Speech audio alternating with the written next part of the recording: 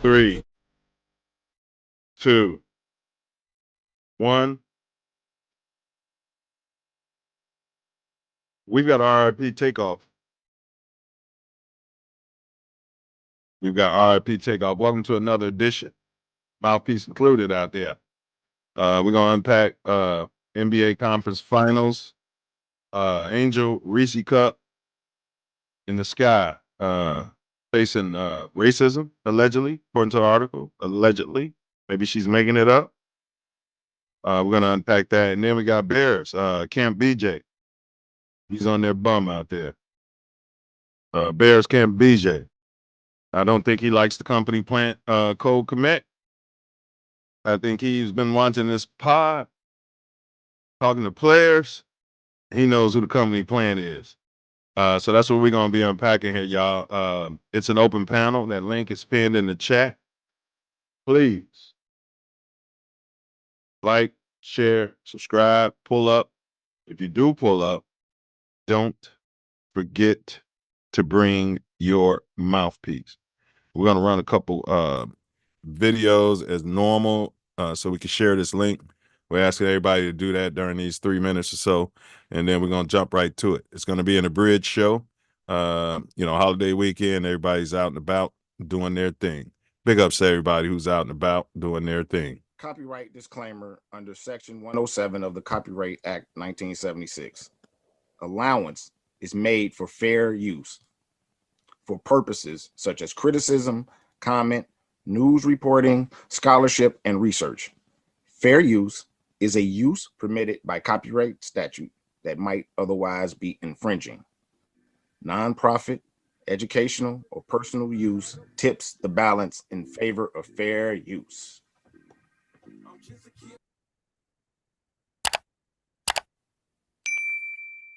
JJ, I heard you refer to yourself as a dog, a few times in this interview. I'm just curious, what type of dog are you? Because I was a dog and my bark was more like, hoo, hoo. Oh, that's what kind of bark you have. You know what I'm saying? So, what type of dog is you? I don't know, because there's little dogs, there's medium dogs. What type of dog is you? Because I'm a dog. What kind of bark did you have? Yeah, that DMX bark. You at 20, Muhammad Ali at 20. Who wins this fight? No man like him. Okay, from a boxing perspective, Ali is a fucking animal. He looks more like a model than a fighter, but what he is, he's like a Tyrannosaurus Rex with a pretty face. He's just mean and evil, and he'll take you in deep waters and drown you. It's not muscle memory, it's concentration. It's him doing it. Pop, pop, pop, pop, pop, pop, pop. I can't beat that, man. Hell fucking no. That's paying homage to those that came before you.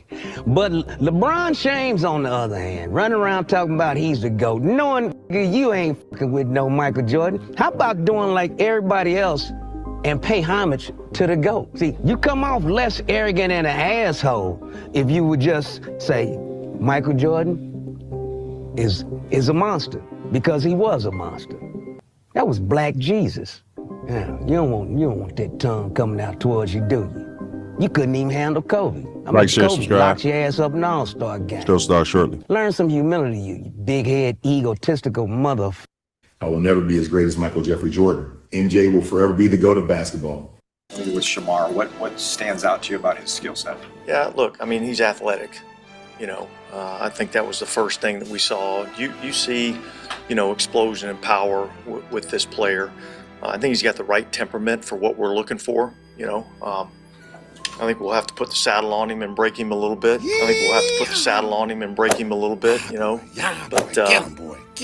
But we'd rather have to pull the reins back. What's your name, boy? Rather than have to whip him to get him to go. So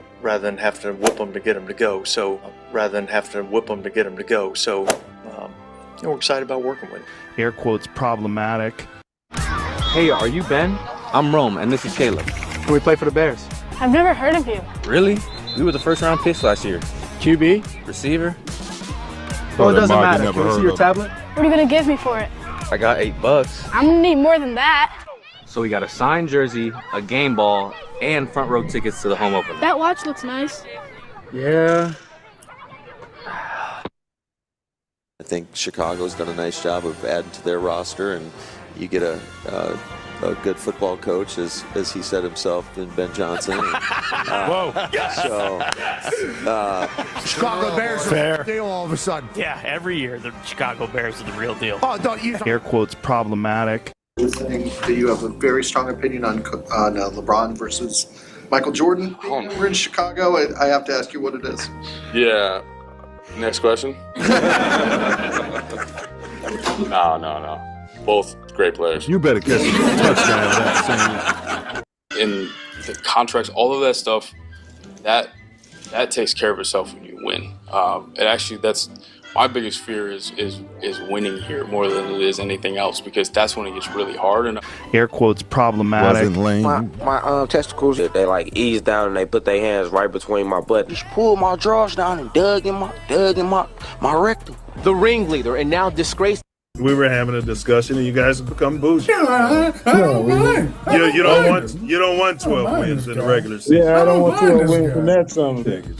All right, I was watching. I forgot the show, but Danny Parkins was on there. He went on a national show, and at the end, he was like, he asked that dude, I think whose daughter was getting screwed by the video game and playing quarterback at Arizona. Besides, and by the way, who do you think? Because they told me that I was coming on after Brady. Be honest. Who's more handsome? Me or Brady? Me or Brady? Hey, listen, be honest. The TV don't lie. Tom's good looking. I'm just going to tell you right there. He's pretty good looking. All right, fine. I'll concede that one. He's pretty good looking. Good. Oh man, Parkins started blushing. It was like if you asked Hugo about Donald Trump. He started blushing. He was like, "Well, Brady's handsome. He's handsome. Drop dead gorgeous." And you guys think we make all this up? You know what I mean? Yeah. Drop dead gorgeous. Drop dead gorgeous. All right, what's up, NASCAR fans? 1 minute, Karen. I don't know Stand about by. y'all, but this President Obama is pissing me off. So I'm going to do some dip and speak my mind. Today I'm going to be dipping Vagisil regular strength anti-itch cream. Oh, yeah. Yeah, that's a big digger right there. So I'm pretty pissed off what I found out. I found out this Obama wants to put a bigger tax on gasoline. That's when all the news came in about being in the South Park episode. Something about being poor and stupid was the theme of the episode. Bring it on, Earhart. You scared of the competition? I'm just as poor and stupid as you. I'm gonna drive and I'm gonna go fast and I'm gonna turn to the left sometimes. Can we just get back to the subject of racing, please? Hell, bring it on, Danica. You dumb bitch think I can't steer left better than you? We've got some Danica Patrick news to hear. That ain't that network. Everybody subscribe to That Ain't That Network, man. I'm telling you, those guys are putting some real conscious material out on YouTube.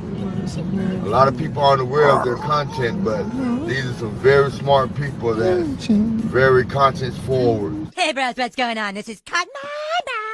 Be sure to subscribe to my channel if you haven't already. That sound make you feel good. Bring a towel. When you get out of the water, you need to dry off right away to avoid Facts. catching a cold. That's why Tally says, don't forget to bring a towel. Or your mouthpiece. Okay. Thanks, Tally. You want to get high? No. Clearly is what the young man said. No, for any children out there. And wait until you're 25. It brought a lot Music, of those. please.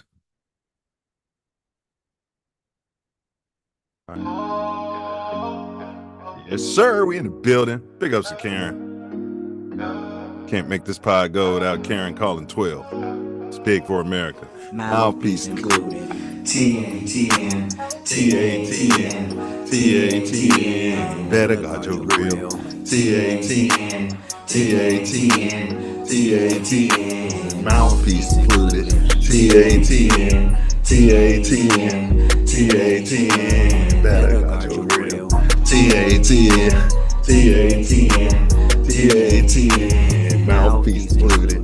TATN, TATN, TATN. Better got your grill. TATN, TATN, TATN. Mouthpiece included. TATN, TATN, TATN. Better got your grill. TATN, TATN, TATN. Yeah, buddy. Yes, sir. Labor Day weekend, which is a misnomer. Labor Day weekend should be Mother's Day, in my opinion. What down, y'all? What down, and bear down. Bear down. Welcome to Mouthpiece Included, the podcast where we talk about Spolitricks, spots, Spolitricks, and everything in between, located in the collapsible superposition, which only collapses upon conscious observation. Kill the music, Karen. Thank you. All right, welcome to today's episode where the NBA conference finals are heating up, and the stakes couldn't be higher out there. Message here. Memorial Day. Oh yeah, big ups. It's Memorial Day, not Labor Day, so we'll get into that. Big ups to the co-host here. All right, welcome to today's episode where the NBA conference finals are heating up, and all the stakes couldn't be higher out there. According to LeBron James, it's all about making the conference finals. And we'll break down the biggest moments, the clutch performances, and the surprises that have shaken up the National Basketball Association playoff landscape, which I have not been watching. Who's proven they belong on the grandest stage? Who's struggling to keep up? And which team has the best shot at claiming the crown? We're going to dive into it all. Who's going to be the conference final MVP that nobody cares about? We're going to be giving you a breakdown, insight that you'll need as the chip race intensifies. But hoops ain't the only thing making the headlines. We'll also tackle the controversy surrounding Angel in the Sky Reese Cup, as once again she confronts alleged racism. According to the article, it's alleged because nobody knows what's in anybody's heart, and nobody knows if she's a liar, according to the article, which we'll break down later, which I don't know, it's kind of rubbing me the wrong way. Okay. So she's still confronting allegedly racism within the public eye, a moment that's bigger than basketball and speaks to larger societal issues still permeating America today. And finally, the Bears. They started minicamp BJ. It's underway, and early impressions can hint that what's in store for the upcoming season is remarkable. Which players are standing out, and what challenges are emerging. And of course, we can't ignore Spolitricks, the intricate web of spots, politics, media narratives, and strategic power plays that's shaping public perception with these narratives of these figures and their final decisions. This is one episode you won't want to miss. So get ready for a pod packed with insight, debate, and fresh perspectives. We're dissecting the drama, weighing the impact, and peeling back the stinky layers of the onion on stories that go beyond the box score and national media narratives. The panel is open. We've pinned the link in the chat out there. All you got to do is click on that and you can pop up. We just ask shirt on, no shirt off. And so stand down, stand back, stand by, or pull up. Okay. But if you do pull up, don't forget to bring your mouthpiece. The disclaimer is the views expressed in today's podcast are those of the host, guests, and are not necessarily reflective of ESPN, TATN, or any affiliates. So go ahead and grab your mouthpiece, chill, or pull up, and let's get started. Let's go ahead and get this shebang started. And can't go further without the co-host. Big Ace is in the building. TATN, World Traveler included. TATN, World TATN, TATN, Mouthpiece included, baby. You got the goat on your shirt, bro. I gotta give you a walking paper jersey. Go ahead, bro. You gotta roll with your little walking paper. Happy, man. Memorial Day Sunday. Shout out to all those that gave the highest honor to their country by sacrificing themselves and, you know, their families as well. You know, we forget about the families of those that have went on to fight battles for the United States of America, whether they were warranted or not. There's families that are left behind, and, you know, even in our military nowadays, there's families that have to support our troops. So, you know, shout out to our military and their families. And those who Yeah, have and gone. all of them, and specifically the copper colored, who don't tend to get all the credit when you watch the movies. A lot of the stuff you watch in those movies where you got those drop dead gorgeous heroes, what they did was repurpose the copper colored and replace them with a blonde haired, blue eyed, and then convince the writers that we can't sell it unless we get that, and we'll give you, you know. Yeah. Who's gonna believe there's some color to Normandy? Yeah, Fight for D-Day. Who's gonna believe that we sent the colors up the hill first? Who's gonna believe that we did that? Who's gonna believe they're fighting for our freedom? It's come on. We need a believable story if we're gonna make some money off of this. That's right. Who's gonna believe that our society would use the dredges of society, you know, as fodder, as cannon fodder, or try to, but then they come to find out, oh, we like that. Yeah, we like those red tails that come out there. Make sure we get back, and get on our mission there and back without any casualties. That's right. That's right. Hey, R.I.P. Nom from Cheers. What was his real name, bro? We'll look that up. George Wentz. Yeah, George Wentz. R.I.P. Norm, man. Oh, Norm. Wow. Yeah. Norm had a great character on the 80s sitcom Cheers, and his banter about the bar there concerning, you know, political topics, the world, and just going to and from work, or, you know, being a husband, or, you know, led for a great show and great comedy. You know, were you a Woody guy? Were you a Woody guy or a Corch guy? Ooh, that's tough. Yeah, I'm going with Corch, bro. Yeah. I mean, it is close though. Woody killed it. Yeah. But Coach had Coach had a lot of experience and wisdom, didn't he? A certain je ne sais quoi. Yeah, and he bestowed it upon. You know, not everybody was ready for it, and but hey, that's what old coaches do. Yeah, Corch. Yeah. My favorite character on that was Cliff Clavin, bro. Your local postman. Yeah. Cliff was wild. At the bar at the end of every shift, or during the shift, or whenever he made it there, and truth be told, that's how most American postal workers spend their days. You know, the ones that are, you know, out there and with boots on the ground. So decompressing. Cliff Clavin. Yeah. R.I.P. Jim. We don't know what was in his heart. Irsay. Rest in peace. He's the Indianapolis Colts owner, right? Yeah, and team owner. And I know he was quoted as saying everybody was against him because he was a billionaire white owner. You know, he struggled with different things, but we're going to play a quick video, Ace, and then we'll go. Well, I heard he was a pretty decent guy. He just, you know, lived hard. Yeah, he hired the Black Courts. Yeah. Couple of them. World champions for the first time since 1971. The image of Jim Irsay hoisting the Lombardi Trophy after the franchise's victory in Super Bowl 41 could be one of the proudest moments of his professional life. But the longtime Colts owner had his share of turbulent personal moments as well in his 30-plus years in the spotlight.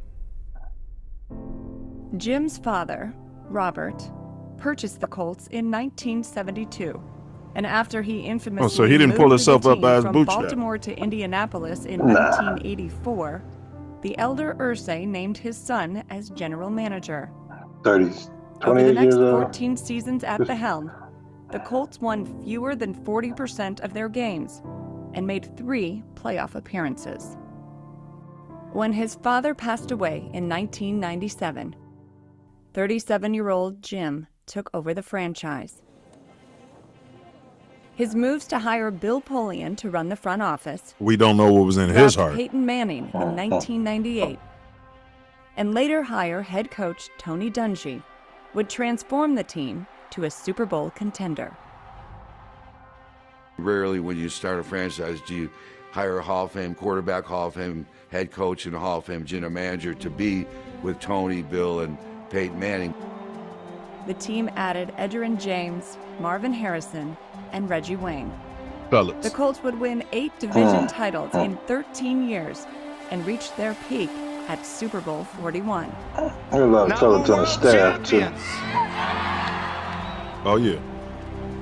Manning left the team in 2012, and the Andrew Luck era began. Yeah, he lost me with that But move. despite 2 more division titles, it was Irsay's off-the-field behavior that grabbed They want to get rid of headlines. him 1 year early than 1 year late. Unfortunately. That's fucked up.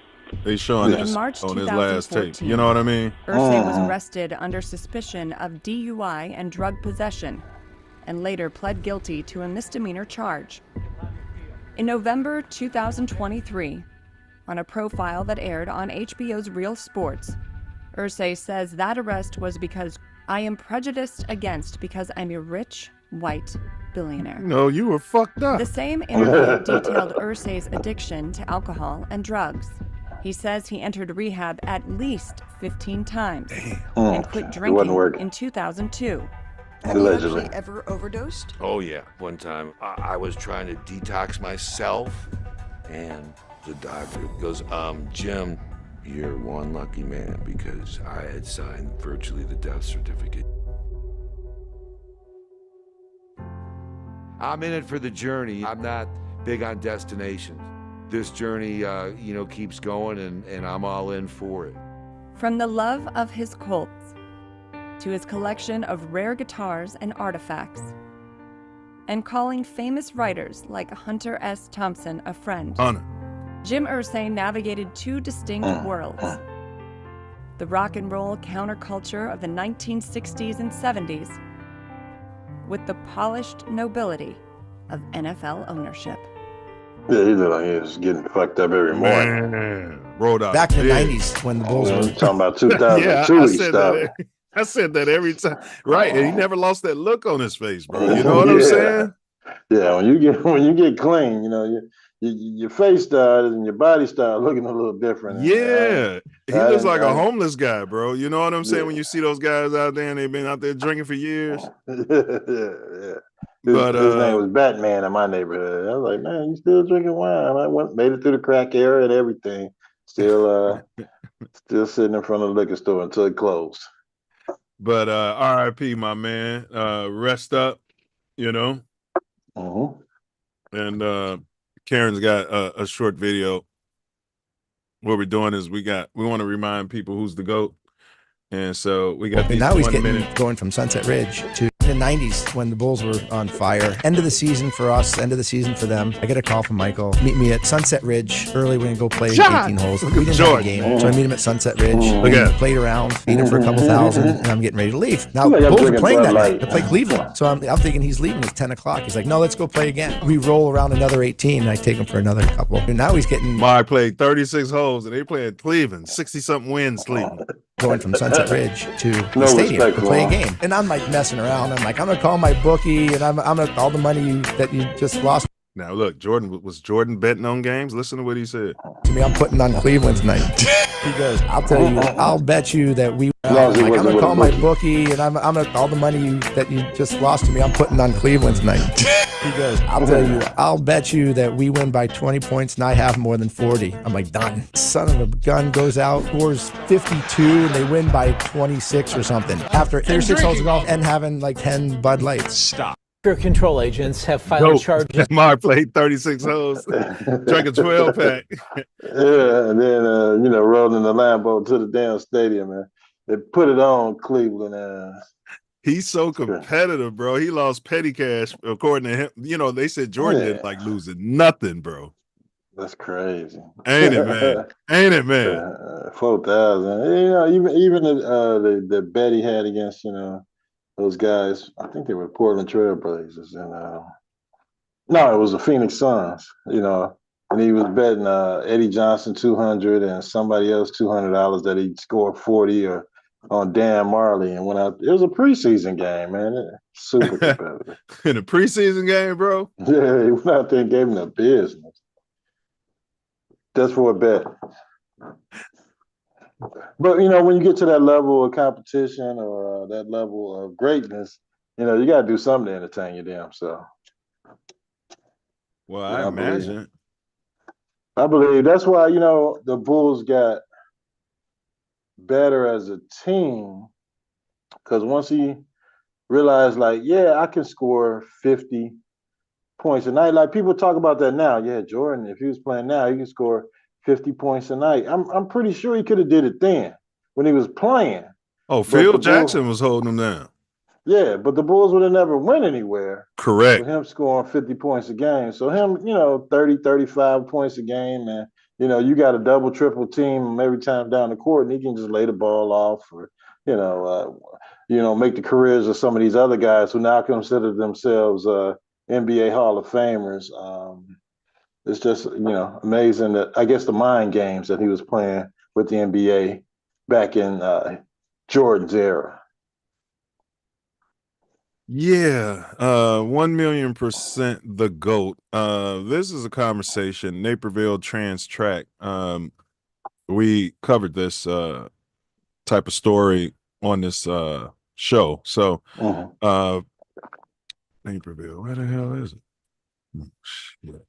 Transfer Pirates, Naperville. Here we go. All right. The district has declined to comment on the controversy, but parents tonight had plenty to say. The turnout so large, they set up an overflow room. This is not about politics. This is about people.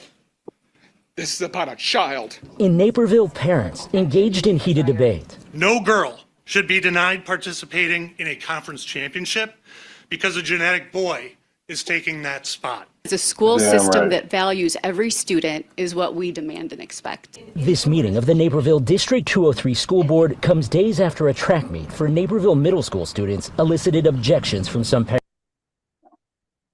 Yeah, if I had a son, I'd definitely, son, you should get a sex change before high school, and then we're going to get you in high school sports and get you to the WNBA. Parents. Yeah. I was actually shocked. At first, I couldn't believe it. I started talking to other parents, and it's like, is this really happening? Marie Davis and Doug Krine's 7th grade daughter was among those who competed, they say, against a transgender female student athlete who won multiple girls events that day. We blurred the faces of students in this video because they're minors. It's pretty upsetting of course to see he your kid, distraught out there, trying to do her best and doesn't really have a shot. The district declined to comment on the controversy, telling ABC7, in accordance with the Family Educational Rights and Privacy Act and district policy, we cannot and will not share personal or identifiable information about any student.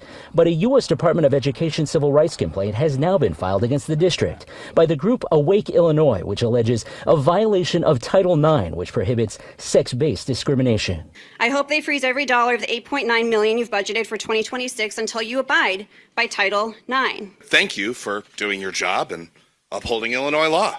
At the meeting, no action was taken regarding the district's policies governing transgender students. All right, there, fella. What's your take on that? Yeah, those are damn Naperville problems. I live in the city of Chicago, and damn it, we don't have no damn track budget for the kids to be running around on a track, and it don't matter if they're a gender or transform or whatever the hell. We can't even get shoes or uniforms for the kids to play in the city. So you telling me I'm supposed to worry about some kids out in Naperville on that $8 million track running around? Hey, good luck to them. Hopefully they figure it out. Transformers. Robots in disguise. Men in disguise. Transformer. Yeah, I think they should just have their own events, man. Like, Sure, why not? Yeah, why not? You know what I'm saying? Like, they should have have the budget out there. Yeah. They should have their own games and stuff like that. Maybe put an asterisk by it. You know what I mean? They get a gold medal, and whoever came in second gets a gold medal too. Do you know what I mean? You got to do something. Yeah. I don't care. That's you know. And speaking of budgets, my gosh, I went to the hollow grounds of Eisenhower High School That's this right. week. DDE, the Cardinals, baby. Red to, smoke. To play a varsity baseball, well, not to pay, to view a varsity baseball game that Deuce was out there playing against. They didn't. Well, we didn't win, but you know, we're all just getting reps as a freshman on this varsity level, and. My gosh, that school out there is quite fantastic. You got a football stadium with a damn sports turf field. They had a nice baseball field. Oh, that stadium, grass. the baseball field's built like in '84. They probably remodeled it, but the football stadium, bro, they built that in like '86. I was on the yard then, brand new football stadium. You know what I mean? Oh man, it's got field turf now. It's Oh, does it? Wonderful. Oh yeah. And then the softball stadium on the other end of the I don't know if you ever seen it. Yeah, we didn't have that when we had that. Yeah, you got a softball full service field out there, and it looked like I haven't driven past that area quite frequently, but it looks like they're building a new gymnasium or something, some huge addition to the school there on the hollow grounds of D.D. Eisenhower. Yeah, so bro, they had a little building for freshmen. Yeah, when I got there, they had a whole nother campus that was like 6 blocks. So when we was freshmen, all the guys used to go up there and hang out because they was older. Some of them had flunked in grade school, so they'd be hanging out on the main campus. I was like, I'm landing fallow, boy. They're gonna be waiting for me to come in there, and that's just what happened. You know, they'd be hearing about my name. I was on the sports stuff, freshman. Yeah. Got in there. So it's almost like you had 2 freshman years. You know what I'm saying? Right. Yeah. You matriculated on to the upperclassmen area. Yeah, I think it's a good plan, though, man. Keep the freshmen separate from the 19, 20-year-olds. Let them get a little bit older. Yeah, get a little maturity. Get some camaraderie among the freshmen. And then that's what it does, too, bro. That's exactly what it does, bro. Yeah, your each class was very specific. It was almost like being in a grade school for another year, elementary school. Old Main is what they called it. It used to be the main building, but they had to, expand once all the colors started moving to the neighborhood. Yeah, absolutely. You have to fix that thing there. Yeah, I understand. Did Eisenhower win it all, bro, with the fixed refs? Yeah, they won the game. I got into it with the refs. They were telling me to calm down. Of course they were. The coach, the rep, and I'm like, well, he first came over talking to us parents, like, hey, where you guys from? I was like, one guy's from, I'm from Mount Carmel. I went to school to Julian. I went to Leo. And other parent there said he went to Whitney Young. But, he called a outside pitch to Deuce for strike 3 that was, it was way off the plate. So, I like, hey, why don't you clean off the plate so you can see the damn strikes? And then, he started getting upset, getting in his feelings about me talking. Then he went over to the coaches like, yeah, you got to calm your parents. I was like, I don't know why you talking to me. I'm not playing. And I'm a grown man. He can't. Yeah. Hey, that coach can't calm me down. In fact, I'll come down there and beat the brakes off your ass. Right. How about that?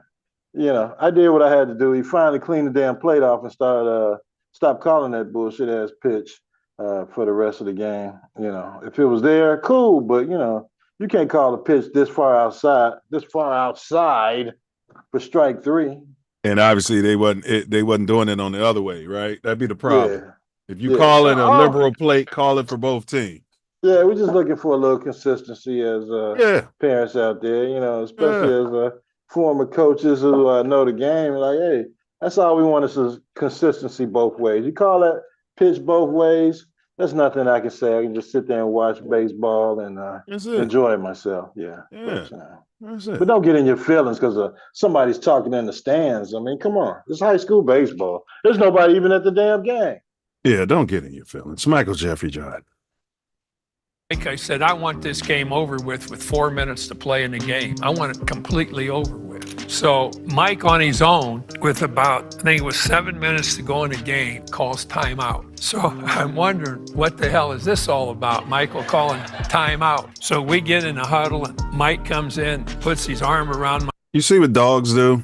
when I was telling you about the Bears, we had the coach wouldn't call the timeout. We not allowed to. We didn't know what to do. And we just doing podcasts, and we just lame. We didn't- You know what I we didn't know mean? what to do? He was just standing out there. He was out of place. We didn't know what to do. The coach didn't call timeout. Right. Michael Then you Jeffrey got- Jordan, who was a captain, called it, and the coach was wondering. And this is Bob Knight. You know what I'm Right. saying? Mike didn't care. Timeout. Yeah. And watch why he called it though. Chad. And puts his arm around my shoulders. Remember, I told him I want this over with 4 minutes to go. Mike puts his arm around my shoulders. He says, "Coach, take a look at the time clock. We're 7 minutes ahead of schedule out here." I never talk trash. We talking about us 20 years old, bro. Yeah. You know what I'm saying? He had that dog in him. But Bobby Knight knew it. Mm-hmm. I mean, we don't know what's in his heart, but he knew about Michael Jeffrey Jordan. Oh yeah, he knew, because there was rumors that Bobby Knight was thinking about cutting him from that team, and Bobby Knight said he's the most fundamental player I've ever coached in my life. This is Bobby Knight, Mr. Fundamental. And he said Michael Jeffrey Jordan, and I quote, "will make this team with his right hand tied behind his back." Said Jordan would have made that team one-handed with his off. And you look back on it and you're thinking about it, I agree. Yeah. Michael Jeffrey Jordan. Come on. Michael Jeffrey.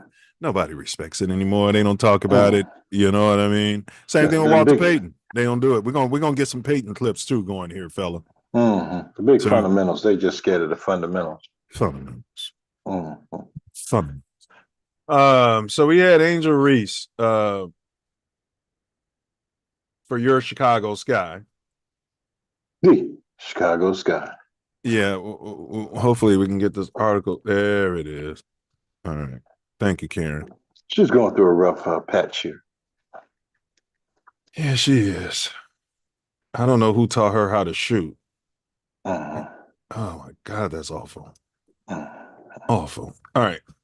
She said, on Sunday, the Indiana Fever defeated the Sky. Okay. Speaking to media during practice, Reese talked about how much she appreciated support. Obviously, there's no place in the league for this. What comments made about fans? These comments were reportedly directed. Announced an investigation into racial comments. So they understand this is a priority, said the former LSU star. Obviously, there's no place for this. I think 2 days before they put out the No Hate Speech initiative, obviously the women in this league, they know that, and they know there's no space in that. I believe every player in this league deserves to be treated with respect and want to come to work and just have fun and have a great environment at work. What a world. Come to work, just have fun and have a great environment at work. 20-year-old. Yeah. He's a 20-year-old. I think they've done a great job putting that out, and obviously they're going to respond as they need to. On Monday, Caitlin Clark condemned the situation and expressed her trust in the W to do the right thing with the investigation. Reese had 12, 17 boards and a blowout loss. What I didn't like about this article is they said allegedly, as though this young lady would just make this up for no reason. Yeah, I mean, it's America. It's Trump and it's Indiana. Well, definitely it's Indiana. But the fact that they're making this a huge story again. Last year we knew it was completely about race. And now it's time for them to start commenting on basketball, whether, Caitlin is doing what she needs to do as a basketball player versus Angel doing what she needs to do as a basketball player. And I guess race still sells tickets, especially in Indiana. So anytime the Sky come to Indiana, it's like a race war, and it kicks off a week or two of race baiting by the Indiana Fever fans and writers versus the rest of the league. And I guess it they're still bullying the drop dead gorgeous Caitlin Clark. Yeah, come on, they're not bullying her. She just she hard fouled Angel Reese in the game. They went back Yeah. and looked at it and gave her a flagrant. Yeah. I think they missed the boat when both of them came in the league. They could have made it the smiling and kissing the babies, Magic Johnson versus Larry Bird, but they decided to go another direction and feed into this race war. And, that's how it's going to be until the narrative changes. Well, yes, I agree. No, I agree with that. I 100% agree with that, bro. Would you? I said they're creating a monster in Caitlin Clark. They're going to make her just so good. I've seen that happen with pink players. They get shit on the court, but they stay at it, and they become really good. Would you trade Angel Reese for Caitlin Clark in a straight up deal? Yeah, in a heartbeat. Yeah. I would have fired you for that as long as it took you to think about it. You'd have been fired if you were running my organization. What the hell are you thinking about?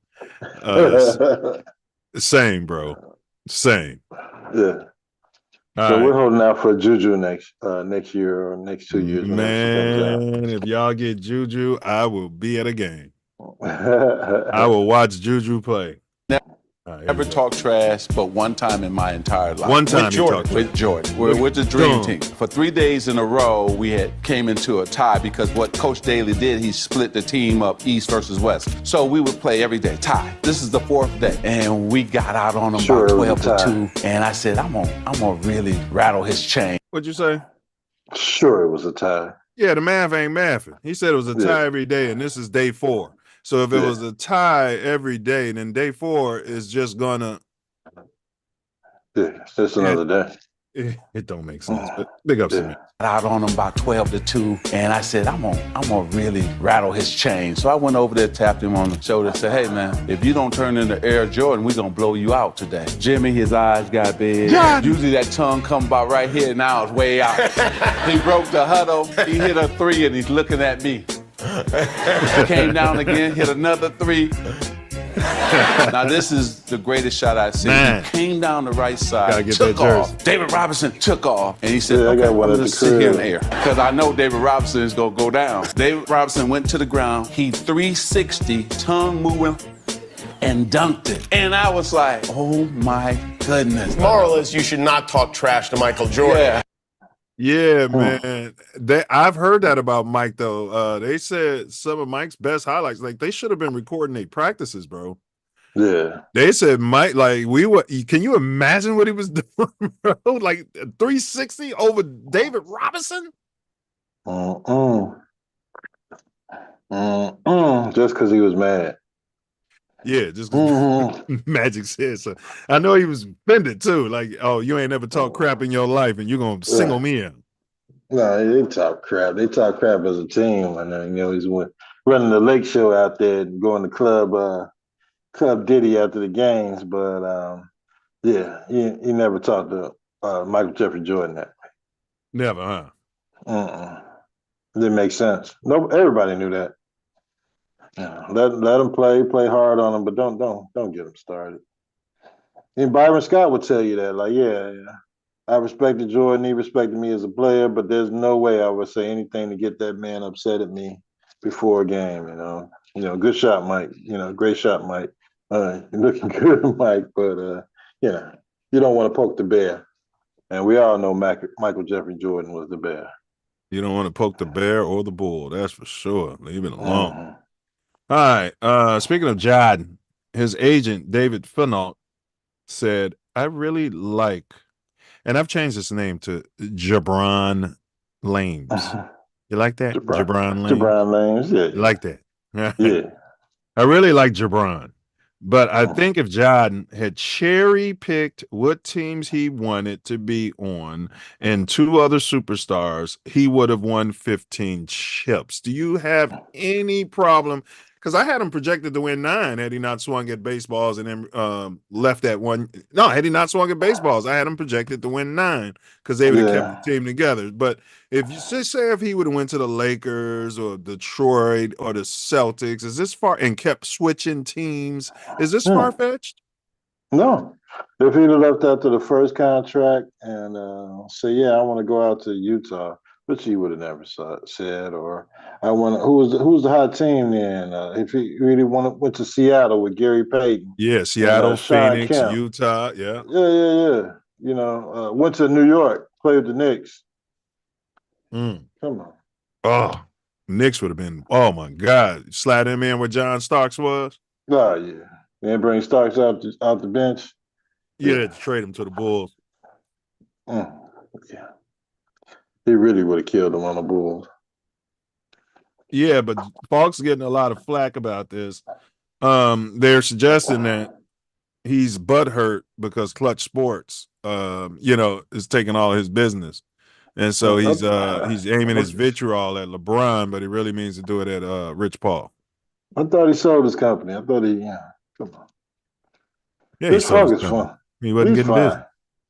No, he sold it long before Clutch Sports. Did he?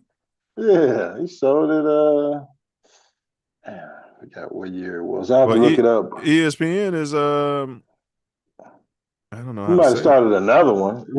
He might have sold his first company that Jordan made rich, and then went out and started his own private practice or sold another one. I mean, I wouldn't work anymore, but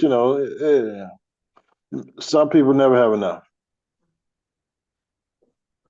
Yeah. All right. If I get $100 million in the bank, I don't need $1 billion.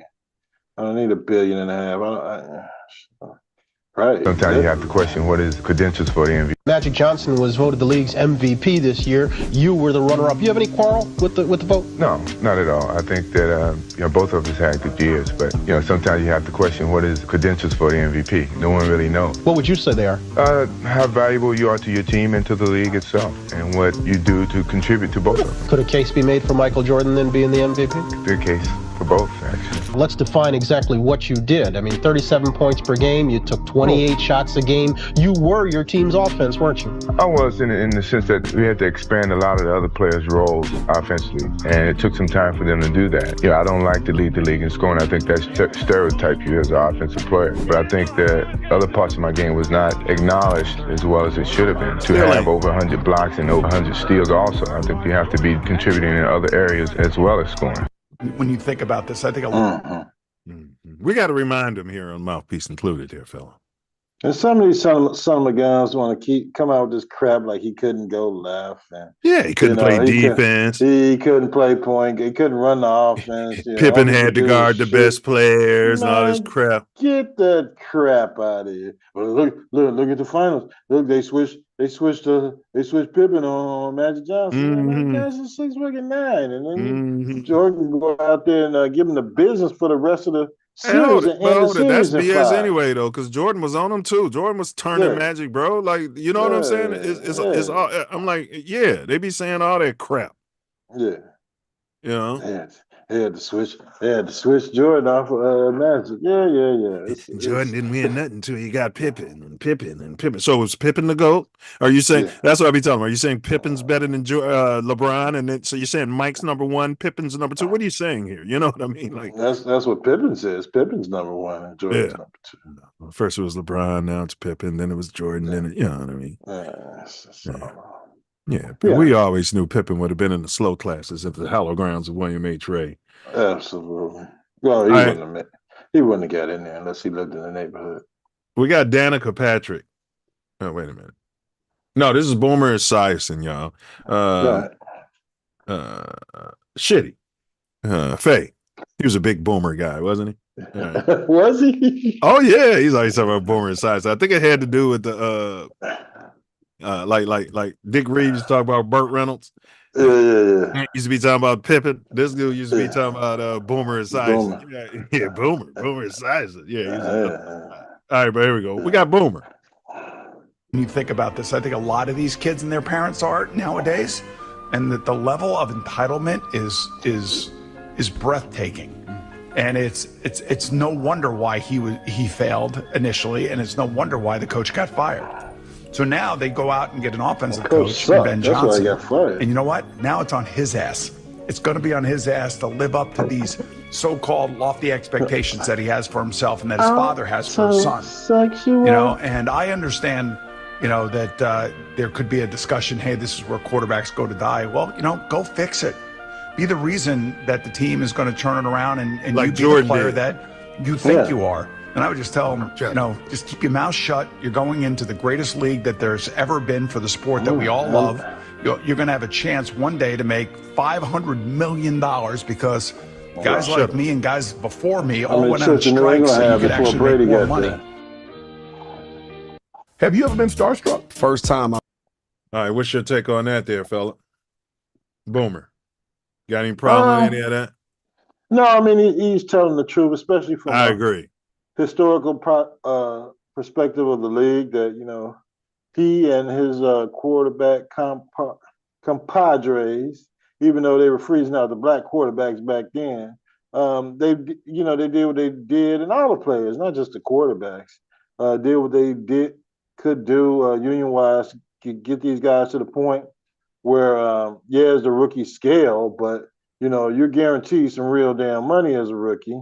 And as a quarterback, you're pretty much set for life because your rookie deal is going to get your health care taken care of for the rest of your life and have you some money. Now, if you can play, then everything else is gravy. So what I would have respected more is, and I agree with what he said, but he should have had a caveat in there. He's saying shut up and pass, but he should have mentioned Eli Manning. He should have mentioned Elway just for balance, and he could have said, I was thinking the same thing. If he was not being disingenuous, guys like Elway, Eli Manning, they should have shut up and passed. Do you know what I'm saying? The fact that we're having this discussion and it's a big deal when Caleb, dad, and Caleb said, yes. And Deion Sanders is trying to be a father. It's a big, big deal. You know what I'm saying? And I'm waiting to see when this drop dead gorgeous with Arch and the Mannings pull. Arch is he's gonna go where he's gonna go. You think? Yeah, he's just because the way this year is, I think the league set up. This season was the overplay for the underlay. They want to make sure Arch and the Mannings don't pull that crap. Yeah. Well, I mean, he's gonna be number 1, number 2 pick. Wow. Whenever he comes out. You don't think he's coming out next year? No. He's in nowhere. He's not poor and stupid. He's rich. I mean, he's been making money ever since he's been in Texas. He probably maybe 2 seasons as quarterback at Texas, and then he'll come out. Yeah. So wait a minute. So he started last season, and he'll start this season. Is what you're saying? No, he didn't start last season. They had the guy I thought was point shaving. Who was? Did he go to the NFL? That's crazy. They didn't start Arch. I don't think he got drafted. That's crazy as hell. Yeah. And starstruck. First time I met MJ. I call him Mr. Jordan. And how we met for the first time is crazy. Marcus is one of my close friends. Right. Like, we pretty much grew up together. I'm over at Marcus' house. I told you, I'm a big Duke fan now. Right. That's a North Carolina. That's a Tar Heel house. Yeah. Heavy. Now, how was he at Marcus' house? Did Jordan have an LA home? Well, I don't know. Who the hell know where the hell the little brat, Bow Wow was living. I know he's from Atlanta, but did he move with Marcus? No, he started out in Ohio. Yeah. And then he went to Atlanta. You're right. He did start in Ohio. Deaf. And now all of a sudden, you Marcus Jordan best friend? How does that work? He was probably the plug. Probably turned him on to all the shit. You don't play that. I wore Reeboks to the house. I wore some Iverson. Jackass wore Reeboks to Michael Jordan's house. Yeah. After Marcus' dad retired, AI was my man that tapped the brake. I just saw me. So I'm in the house of the Iversons. Me and Marcus in his room, we wake up. I just see that door crack open like a father, like a real dad. Hey, who bull is these? And Marcus looking like, don't even, you already know. Don't even look at me. It's jump man forever. Shit. I'm on the floor asleep. I'm like, huh? These yours, Bal? I'm like, yeah. Shit's going to the trash. John Michael, man. Get little man some kicks. Man, after I never saw my Iversons ever again. The district has. That's a good deal, though, ain't it? I ain't walking out barefoot, MJ. You know what I'm saying? Yeah. How many kicks you need? But now you know. Don't come in my house with that bullshit. It's a jump man household. I can't even say Nike. It's a jump man household. So jump your ass into a pair of my shoes, and you know what to wear the next time you come back. Marcus Jordan's alleged best friend. Yeah, I never heard anything about this until I saw that. I mean, these people go on these podcasts and just start saying anything, don't they? Yeah, we were good friends. You know, I was going to be a Jordan, but you know, Marcus used to go hoop, and I used to go watch him play. adoption papers didn't go through. My mother had something to say about it. Right. Where was his parents? Yeah, right. I ain't never seen Bow Wow's parents. I mean, you bring up good points. Who is this guy? Yeah, you know, they sold him to Snoop Dogg. Well, Snoop Dogg saw him rapping and doing something when he was young, and then he went on that's national when he show. got. Yeah. I think it was what's his name? The boy toy for Eddie Murphy, allegedly. He had the national show that was #1, and then the Jews canceled the show while it was #1. Arsenio? Yeah, because he brought Farrakhan on there. Yeah. No, you know, interest in Farrakhan. Yeah. Nah. Yeah, I was working for Conference Call USA, and I heard the Prime Minister of Israel on the call, bro, and he said, and I quote, he said, if Arsenio Hall as the minister, because they had a big meeting, they were all up at the Tussie. He said, if Arsenio Hall has and his mouth was filth, flurring filth. Every other word was a profanity. He said, if Arsenio Hall has Arsenio Hall on his show, there's producers, all these Jewish people, you know, from NBC, all these people. He said, if Arsenio Hall has Minister Farrakhan on his show, and I quote, he said, there will no longer be an Arsenio Hall show. I came back on the block. I told all y'all guys. I told the guys what I heard. Not y'all, but most of the guys was like, oh, no, it's the #1 show. It's about the money, Milz. Ain't about that money, man, about that money. I'm like, see, that's what's wrong with Copper Color. We think we can't be replaced because of a little bit of money. And we want the money. Yeah, we'll do. Yeah, the money. Yeah, exactly, bro. We get the money, so it don't matter what we're doing for culture, right? It's about the money. You know. I'm not gonna cancel Ace's show that's telling kids how to make fentanyl and how to make crack. I'm not gonna cancel his show. You know what I mean? Because of the money. You know. And it got canceled, bro. It was canceled like within a week later. Yeah. Sure did. Yeah.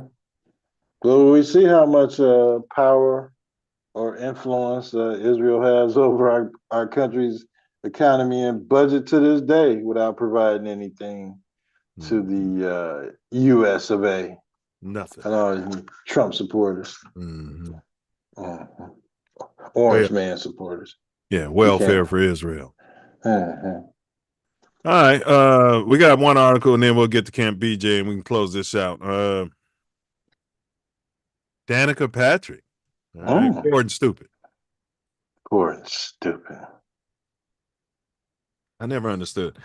They, man, if they would have made a baby, it probably, I don't want to say it. The baby's all beautiful. Yeah, you can't say that about the kids. Yeah. Oh my gosh. Look at this. They are home radio face. All right. Danica Patrick described her relationship with A-Rod as emotionally abusive and said their breakup was the most painful experience she had because it was sudden. But it gave me the greatest gift of how much I needed to show up for myself and take care of myself. Patrick and Rogers dated from 2018 through 2020. She's claiming it was emotionally abusive. The former race car driver, 43, opened up about it. Sage Steele asked Patrick to share the most amount of pain she's experienced in her life, and she said to break up with A-Rod. Because it was Go ahead. No, go ahead. If it was emotionally abusive, you should have been more than happy to get rid of that son, bitch. She liked it. But it was sudden. It felt like, I mean, look at her. You know what I mean? She's got a quarterback. All right. It was sudden. It felt like it was my life. So like when you live with somebody, it's your whole life. And because the nature of the relationship was emotionally abusive, so that wore me down to nothing. So people could never imagine that I would lack any confidence or belief in the simple things about who I am. Everything was torn into shreds. Yeah, he leaves a trail of blood. I don't think I'm saying too much earth-shattering stuff after there's been enough out there. I hadn't heard about any of this. Still asked, Patrick, if she had known at the time that the relationship was emotionally abusive, she said in hindsight, she realized it, recovered, and hadn't gotten to know herself.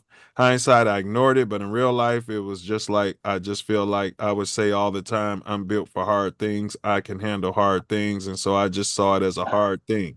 She admitted. She wanted the eggplant. Can you say that on there? She wanted the money. And my nature is to try harder and do more. And I was like, what if I don't do it for the right person?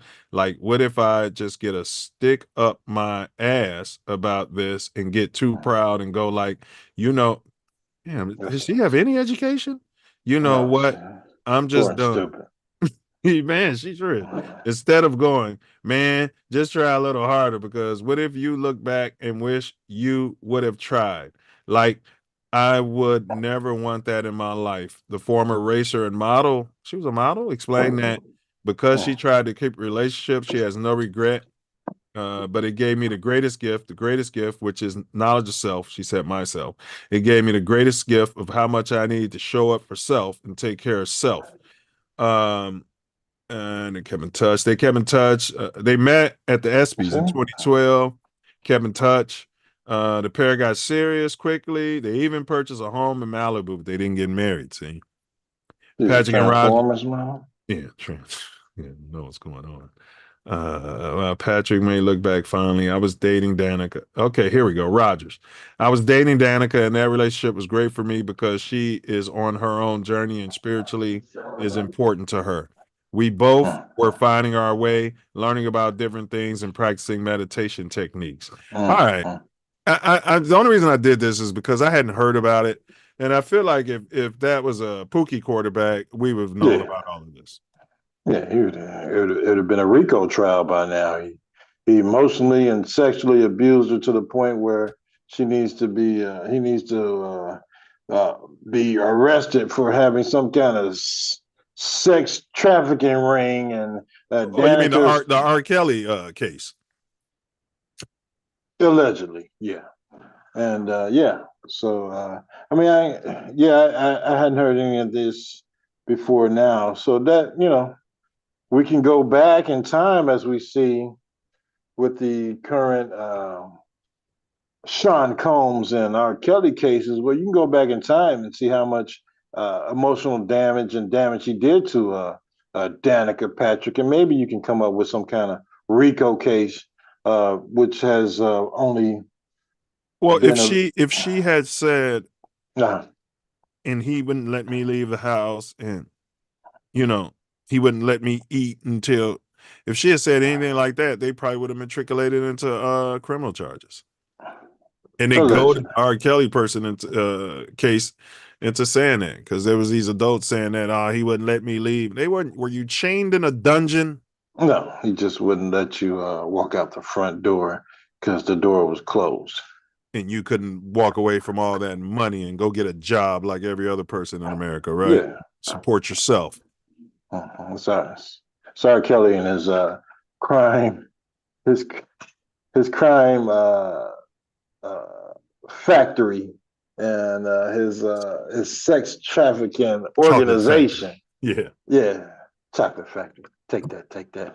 His organization that put you in a position where you weren't able to walk out the front door and go back to your family.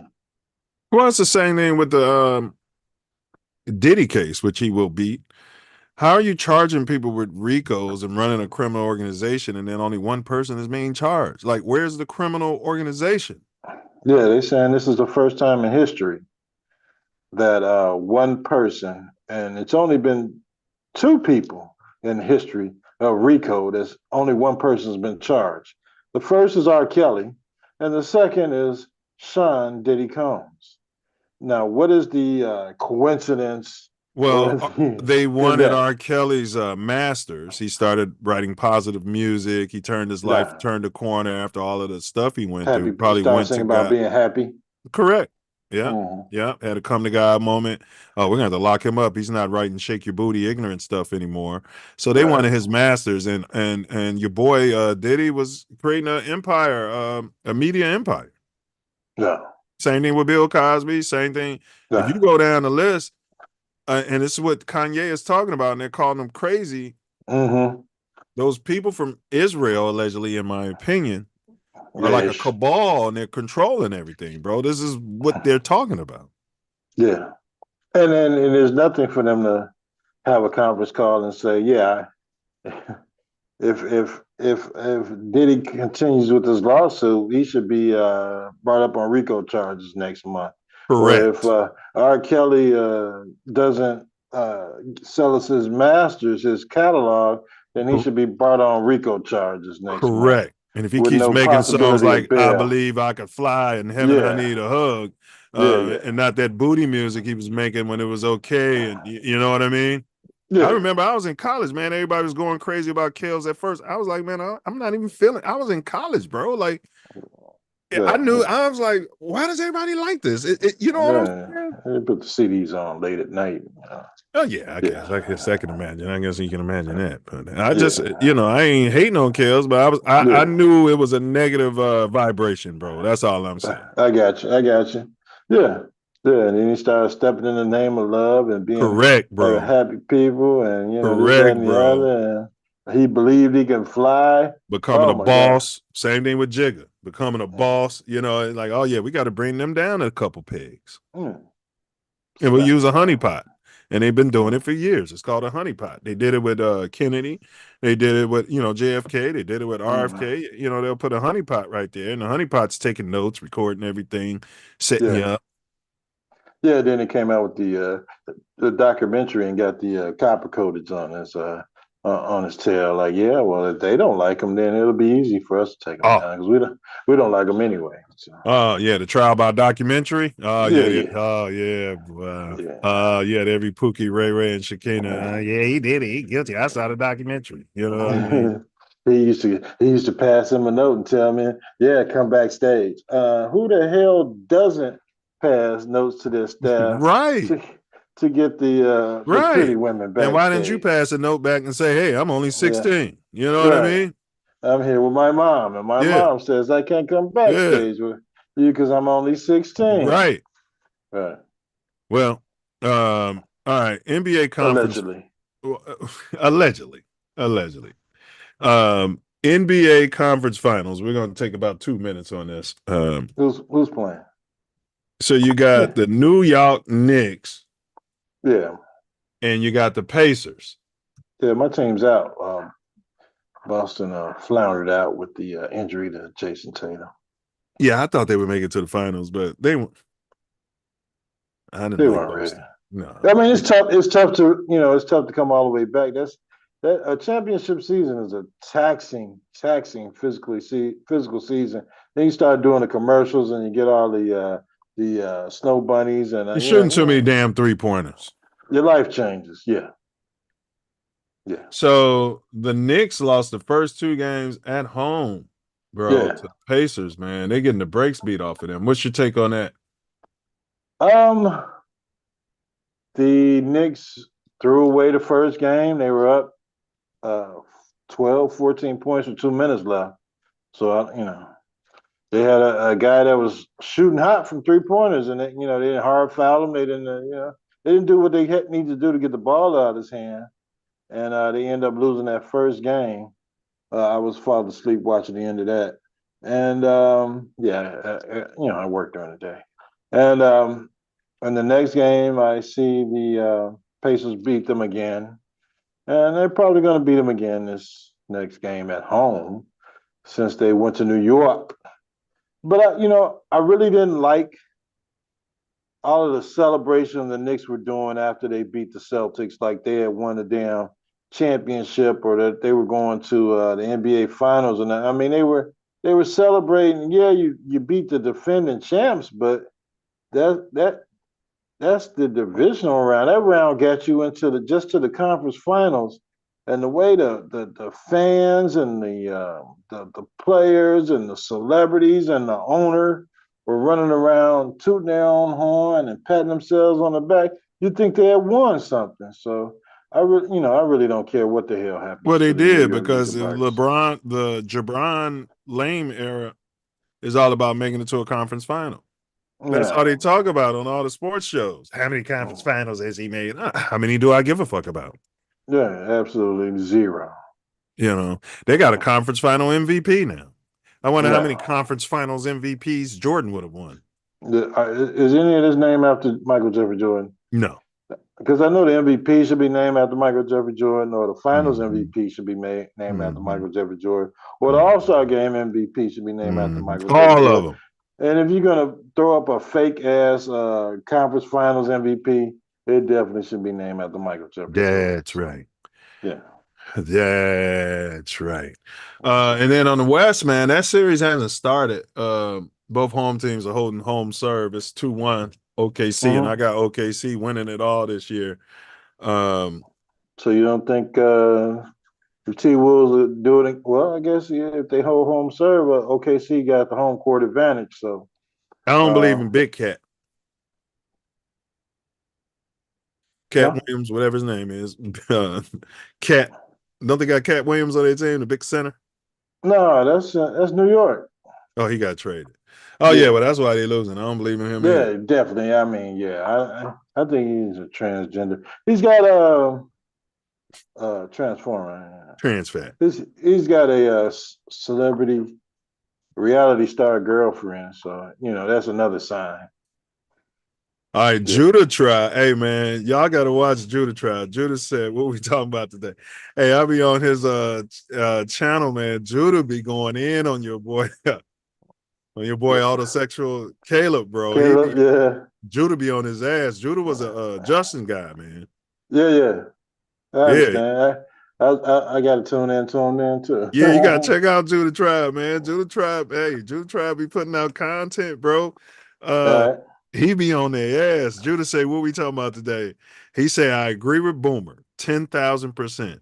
He said, Caleb Williams is trash, and trash is all caps. Tyson Bagent is QB1. He's been a Tyson Bagent guy for a minute. What's the new head coach? So it's up to the head coach. I said it, bro. If this dude's going to be running around, not focusing on football and holding that ball, and Tyson is in there zipping that ball around, bro. Yeah. Man, we're going to mess around. First of all, didn't we say if you move off Justin, you're going to I said I would shove the white quarterback down our fan base's throat. It would have been McCarthy. It would have been Tyson Bagent, right? You can't move off Justin. He's holding the ball and to another guy who's playing hero ball, allegedly, and who's holding the ball. Like, the fan base has spoken. Yeah, well, yeah. Some of the fan base. I mean, the mistake was, of course, Fire Poles kept the damn coach another season. And we should have moved on with the coach. And if you're going to move on from Justin, bring in whoever you thought was going to lead the team to a playoff contention. But, that's not what you did. And you vouch for this guy. You vouch for him at the end of the season after you got rid of Justin. Then you vouch for his ass again beginning of next season. And then you did something that no president or general manager for the Bears ever did. It fired the gun during the middle of the season. And then you want to tell us to trust you, trust the process, because you got the robots tickling your bum before the draft. Yeah, come on, man. Fire pole. And you got Eberflus. The one thing you haven't heard Coach BJ say, the media still be asking these dumb questions. And BJ said, man, we ain't even started practice yet when they be asking who's starting, who's the depth chart. We ain't got no depth chart. That's what he said, bro. What's your playbook? Yeah. We ain't got no playbook. You know what I'm saying? Yeah. And so, yeah, he's a coach. Yeah. So you can't come out there and say, oh, yeah, before rookie camp starts, Caleb's our starter. What's that saying to a guy like Tyson Bagent? I've been saying that for years, bro. I was a backup on varsity my junior year, man. And they used to be talking and having these coaches meetings, and I'm sitting there like, well, what am I, chopped fucking liver? Right. Yeah. I mean, and it's a whole new staff. It's a whole new situation. And I've never seen any of these damn guys run my damn plays in practice. So I don't know who the hell is where on the damn depth chart, or if they'll even be on the damn team by the time we get to the 53-man roster. So yeah, No comment. I don't know who's number one on the depth chart. If that guy, if another thing Coach BJ hasn't done, bro, like if that guy, like what I'm saying about this whole thing is, bro, everybody's got to work to eat. And that's what I like about his whole coaching staff. He's making it known that everybody's got to work to eat, bro. No block, no ball. And he's defending his quarterback. Have you seen how he's been defending his quarterback, bro? Weren't we begging for Eberflus to Eberflush and Brian Poles or somebody to come out there when the national media was on Justin's butt? Man, it's our quarterback. Yeah, he wasn't their quarterback, as we came to find out. But bro, you got to pretend, man. Yeah, well, it's a business. You know, Fire Poles wasn't too far gone to see that. It's a business. If you don't keep your main asset with some value to it, when you're trying to move this asset on, how much is it worth? Oh, a 6th-round pick. Which case you shouldn't have traded him. Yeah. But they didn't want competition. Flus didn't like that. He didn't want any competition. You know what I mean? No, we knew he had absolutely no clue what the hell he was doing. Diesel didn't want it either. Remember, Diesel was parroting what the national pundits were saying. You can't sit down in the modern NFL if you draft a quarterback in the 1st round. You got to start him. No, you don't. No, you don't. If he's not ready, you don't. We got a guy who's starting for 2.5 seasons who's making $5 million. That's the guy that's going out there. And if this guy beats him out, damn it, he beats him out. He beats him out. Correct.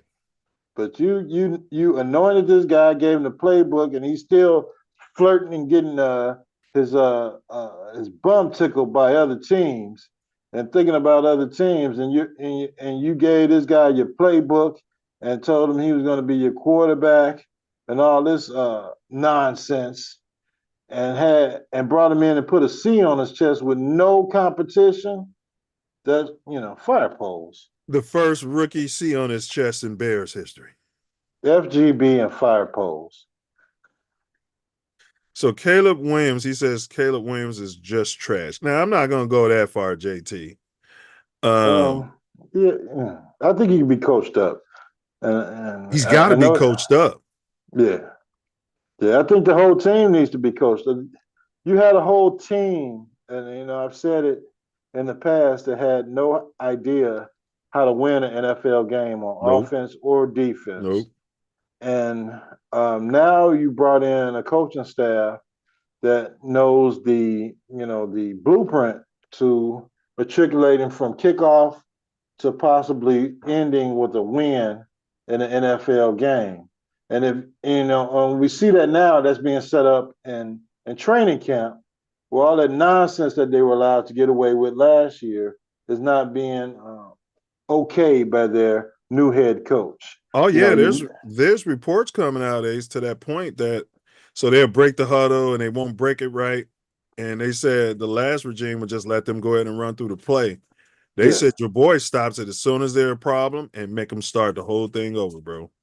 Yeah, I mean because if you let them go through the play, that means you're practicing wrong. So when you get to the game, when you go through your mental reps, your mental rep like, well, we was able to do this wrong in practice, so why would it be any different during the game? Now, if your coach is saying stop the play and start off and let's run it right, let's do it right, let's do it the way it's in the playbook, let's everybody be set up the way they're supposed to be in the playbook. And if you can't get it, that's fine. And when we break the huddle, everybody run out to their position so that at the end of the games, we're not saying, oh, look at DJ Moore, he ain't even hustling over there. Right. Yeah. Right. Yeah. So, and if you don't get it, that's fine. You can get it for another team. 100%. I saw a play. He's not on the team anymore. Our receiver, excuse me, the one went on all the podcasts. The receiver we had, he kept dropping the ball. What's his name? Valus? No, not Hall of Fame Jones. We brought him in as on a 1-year flyer as a free agent. Hall of Famer. Yeah, whatever. Yeah. Can't even think of his name. But bro, I saw a play where Caleb got him the ball. Caleb got him the ball, bro. And he could have gotten at least, he probably could have scored. He caught the ball around the 45.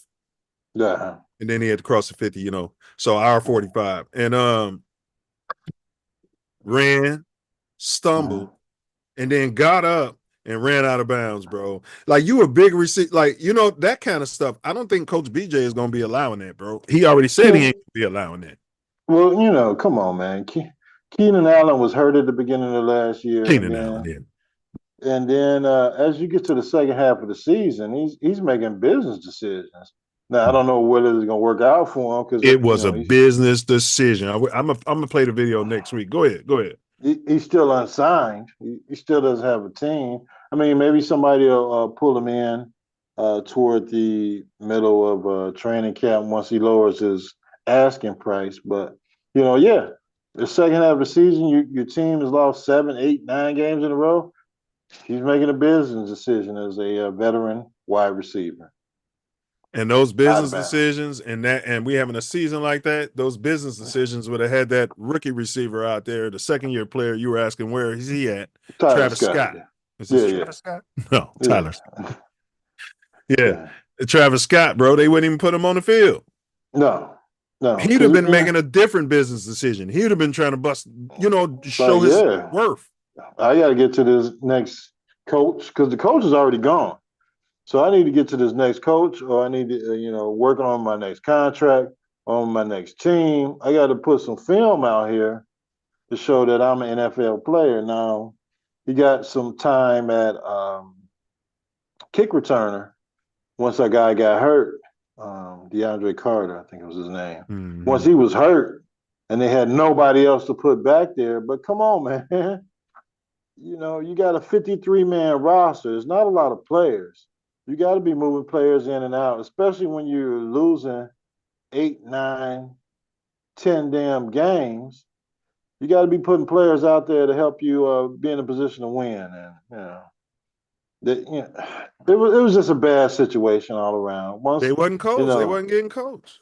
No, they weren't getting coached. You got Eberflus, and then you had Waldron, and once they were gone, Brown elevated all the way to head coach. They was coaching. They still didn't have enough coaches. They didn't have enough time and enough ability to put their offense in to get certain things done. And the stage had already been set. All the C's had been already given out. All these players are running around with captains on their chests, and and even in training camp, fire poles said, "Yeah, I saw it was a problem. They were just running plays, and they were wrong, but nobody did anything." But I thought I'd just go into the season with the damn head coach that I vouched for, because I didn't want to pay anybody else. So, fire poles. Did I say that today? Yeah, because he overpaid Komet twice, and Coach BJ, they said he's been all over Komet's butt for making these mistakes. Yeah. All the local media are like, and we've never seen anybody, Coach Komet's a nice guy, and he works hard, and we've never seen anybody get after him. Yeah, because you know what I mean? Y'all been babying Cole Komet. We've been on his ass over here on Mouthpiece Included, that's for sure. Everybody wants him on his podcast and to spill the beans and be the company plant that he is. Yeah. And that era is over. And you're making you got a $50 million damn contract that is going to be easy to dirt you after this next season if you don't get it done for this new coaching staff and this new regime. I think he's going regardless. If Colston shows you something after this season, they can get a third-round tight end to be the second one. Yeah. And they ain't got to pay all this money to the company plant who's going to be snitching on Coach BJ. He's yelling at the players. Yeah, he's hurting guys' feelings in the locker room. He's coaching us harder than we were last year, but there's only a certain amount of coaching. We want to be coached. Yeah. We're going to tell you how much coaching is acceptable. Yeah. You can tell me, all right, you son of a bitch. You can tell me when you're on the next team. what they say about the way you were coached. And two things we predicted. They said your boy Justin is looking fantastic in Jets camp. So, I subscribed to their channel. I was a Pittsburgh subscriber when he was there. I'm following Justin. Dropped him. Yeah, dropped it. Unsubscribed. And screw Pittsburgh and whatever the hell happens to them this season. But they still waiting on Aaron Dan Rodgers. I don't know what's going on with Mike Tomlin and, the Roonies over there. But you got to be freaking kidding me that you didn't spend a damn draft pick on Shedeur Sanders or another copper-coated quarterback. I think it was above. It was collusion. I don't think he had that kind of control. Well, I you think gotta that say came from the something, ownership. motherfucker. I'm out of here. Yeah, he could get a damn job any damn where. Yeah, I'm maybe. outta here. But when the NFL colludes, you be Yeah, coaching they- in the UFC. You know what I mean? You be coaching in the UFL or whatever. I guess you got kids in college. You got bills to pay. I mean, he's rich already. He's straight. Set for life, he should be. But I hear you. I don't know if I'm taking a bullet for Deion Sanders' son if I'm Mike Tomlin. I don't know about that one. If it come from the upstairs and they say we don't want this guy, hey, I can choose my battles. Right, for sure. But I find it interesting that he slipped so much, but this generational quarterback we got was doing all the same things and was just as cocky, bro. No, he's light skinned. He's drop dead, almost gorgeous, and his better half or second half or whatever the hell he was doing is from Norway. There you go. Yeah. There And the general manager identified with that because that's the lifestyle that he's living. So, it's okay. And everybody is on Caleb's butt, as I said, Ace. I know you slightly disagreed. Well, I don't know if you disagree, but you wasn't feeling it as much. Concern. If you have a job and you're a professional, they expect you to know certain baseline stuff. So I go out and I run a business. I'm going to get a job, come out of college, and I don't know how to use, I don't know, what's those programs they use to sort data? You know what I'm talking about. I don't know how to use it. I'm like, Excel, there it is. I don't know how to set up an Excel spreadsheet, and I don't do the work to find out how to do it. I don't call Ace and say, man, what you know about Excel, bro? Like, show me how. I don't do that. I don't go to a manager or somebody and say, hey, look, man, show me this. I think your boy had a lot of pride and ego, which is an understatement. And I still feel like last season, glory to God, was the best possible season for a guy with Caleb's ego. Yeah. And yes, he had a lot of ego, but what else was he supposed to have? I mean, what else? You come into camp, they get rid of your competition, they put a C on your chest, they name you the starter from rookie minicamp. Move off the quarterback that all the players and the fans liked. Go ahead. Moved off of JF1, and said this entire season is all about you. What are you going to say to the organization? Like, no, I just want to keep working hard and try and figure this out. And, your coach is an idiot. Your offensive coordinator is an idiot. You just feel like you're in a position to try and figure this out on your own. And I think, his ego was part of it, but, the Bears put him in a position where his ego had to be a part of it because they had no clue on how to tear that down, through hazing. Yes, in early practice, and let the veterans do what the veterans do. They had none of that. And they couldn't coach him. I mean, Shane Waldron, come on, man. You got videotape of your offensive coordinator shaking on the damn sidelines, and then your head coach is a defensive guy.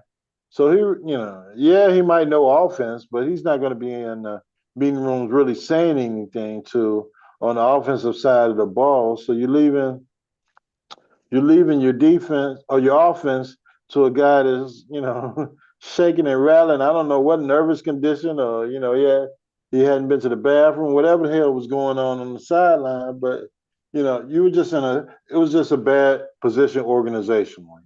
And the fact that, they felt they couldn't get Coach BJ last year, or they didn't take the steps to go out to BJ because they wanted to get through this next year of Flus's contract, whatever the hell it was, financially or it was organizational wise. I just think that they put Caleb in a position where that's what last season was going to be, and now it's a time for change. And if he can't accept it, then No, I feel that, but there's going to be some responsibility, accountability for the kid. Yeah, I know he yeah. was a rookie, but come on. I'm And looking he's at what 20-something. Jaden Daniels did, and nobody was saying that roster was all that. He took them to the NFC championship as a rookie. I don't see this guy running around telling everybody what his sexuality is. I don't see him walking around with a female zaddy. I don't, when football players comment on him, they say all he does is talk to us about the sport and ask us. Yeah. He's not talking to us about fashion or anything like that. You Yeah. know what I mean? I personally don't think Caleb was putting the work in. I've never heard anybody say, as they would talk about Jordan and Walter Payton and Peyton Manning, this is the hardest working guy I've ever seen in my life. I've never heard that.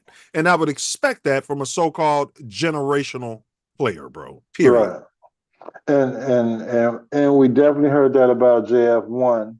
No matter how many people want to point out his flaws and inability to all he do did was this, work. do that, and the other.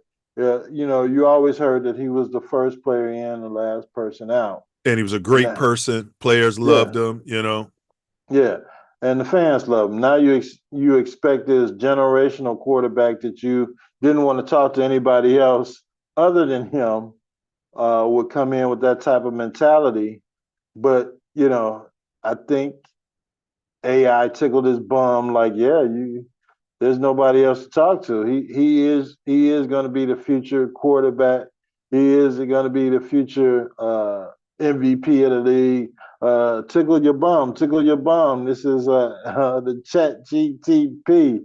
And then, you don't go out and talk to a Jaden Daniels and pick his brain about what he feels about being a quarterback in the NFL and his abilities.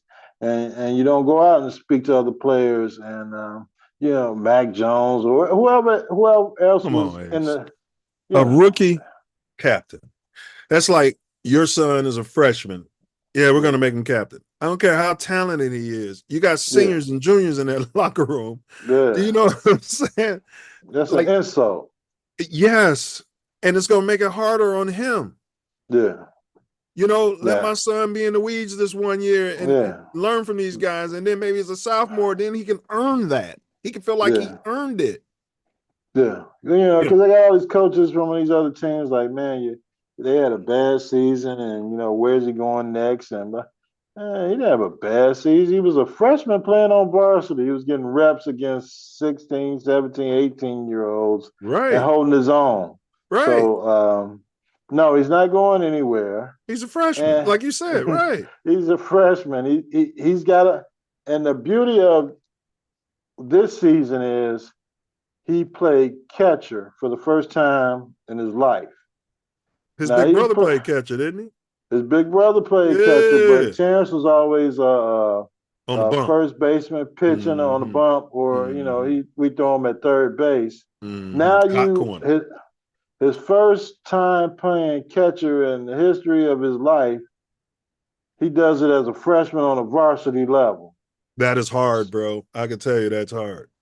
So, from the fact that he had learned a new position, get stronger, and play on a varsity level, meaning you're playing Monday, Wednesday, and Friday all through the spring of going to school and all that, it was.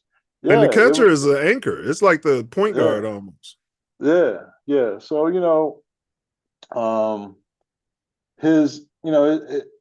had a relationship with his coaches, trying to coach him, teaching him position, trying to teach him how to be a leader, trying to teach him how to make it through a varsity season as a freshman, and learn how to be a high school player. He's got to learn a new school. It's a lot. It's a lot. It's a lot that he's learning. So even after coming off playing freshman basketball.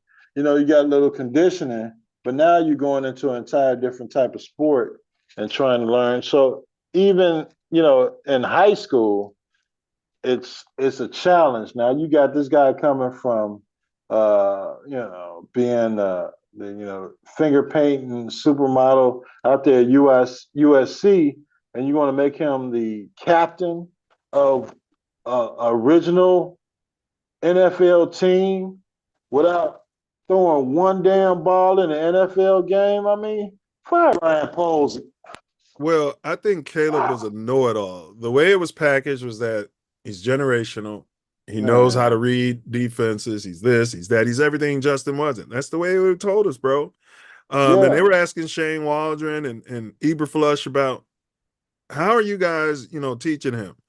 Yeah. And they did total opposite of what I did. They're like, we're throwing everything at him. Oh, he's so smart. And the media was like, is he absorbing it? Like, is this the right approach? And they're like, we got to throw everything at him and see what sticks. We just throw it out there. He's reading the book. Yeah. They're not running the plays correctly, but he's doing great. Correct. They're making mistakes on all. We got 1,000 plays we got in that book. Instead of just what we said about Justin, running the plays that they can run. And you could be thinking all this game plan BS, but no, when you got a young player, run the plays that he can run. And then when he's older, then you can start tickling your bum with a feather. Yeah, you start installing other stuff. I mean, keep it simple. Keep it simple. I think that's what the Commanders did with Jaden Daniels. They did. They kept it simple, and as the season progressed, as he got more comfortable with it, they installed more. But not instead, we coming out of training camp, we throwing a whole playbook at them, and they don't know what they're doing now, but hopefully, we'll figure it out by the time we get to the season. And that's an organizational problem from the general manager down to the head coach, down to the offensive coordinator, down to the quarterbacks coach, down to the running backs coach, down to it's an organizational problem. And the head of that organization is Ryan Poles. Ryan Poles. Fire Poles. So to Judah's point, you re-sign Tyson, he's a high-paid backup. If you like him that much, we were saying it during last season. Caleb sacked 7 times in a game. He's got 40 yards going into the fourth quarter. Oh yeah, man. Bench his ass. It was several games that not just his performance, just the fact that you want to preserve your generational quarterback and get a different look of your quarterback that with some more experience than him on the bench. Let him get a look at him running the plays. Yes. That this offense has to offer. And maybe you'll get a different perspective from your quarterback, or you bench him for a couple of weeks, make up an injury like y'all used to do for Justin. Yes, a soft tissue injury, make it up, or you just pat him on the head, kid. It's not your day today. We're gonna, you know what I'm saying? That's it. It's fine. Yeah. He should be out there, bro. You remember getting sacked in games that we could not win in the fourth quarter. The line wasn't blocking no more. Everybody gave up. He was getting pounded. And they would ask Eberflush, why was he in the game? Well, he needs the reps. No, he doesn't need the reps. The team he's going to get killed out there. The team, that line needs the reps. Correct, bro. That's what you put Bajan out there for, your backup. Let Bajan take the punishment or get the ball out of his hands. Or give you a different look on that play. Basically, get the ball out of his hand. Maybe he can see the damn running back or tight end standing 6 yards past the line of scrimmage and throw it to him instead of, wait for a guy to get 30, 40 yards down the field with a line that wasn't blocking. So, well, bro, we're going to break it down. Jackson Kruger, he's got a channel and he does quarterbacks film, all 22.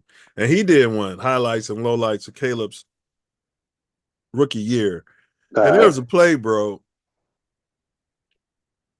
And, I only played quarterback at the street ball level on the hallowed grounds. Yeah. Bro, when you step up to the line, man, it'd be common sense, bro.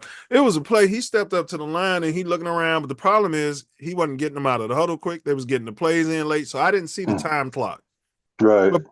But he got up there and he looked, and I'm going to show you the play. It was obvious. And that's the stuff that the dude used to be the quarterback for St. Louis, greatest show on turf. Mike Martz, not Martz, but the quarterback. Oh yeah, Warner. This is stuff he's talking Kurt about. Warner. Yeah, he's talking about this pure progression crap is getting these players sacked. So you come to the line.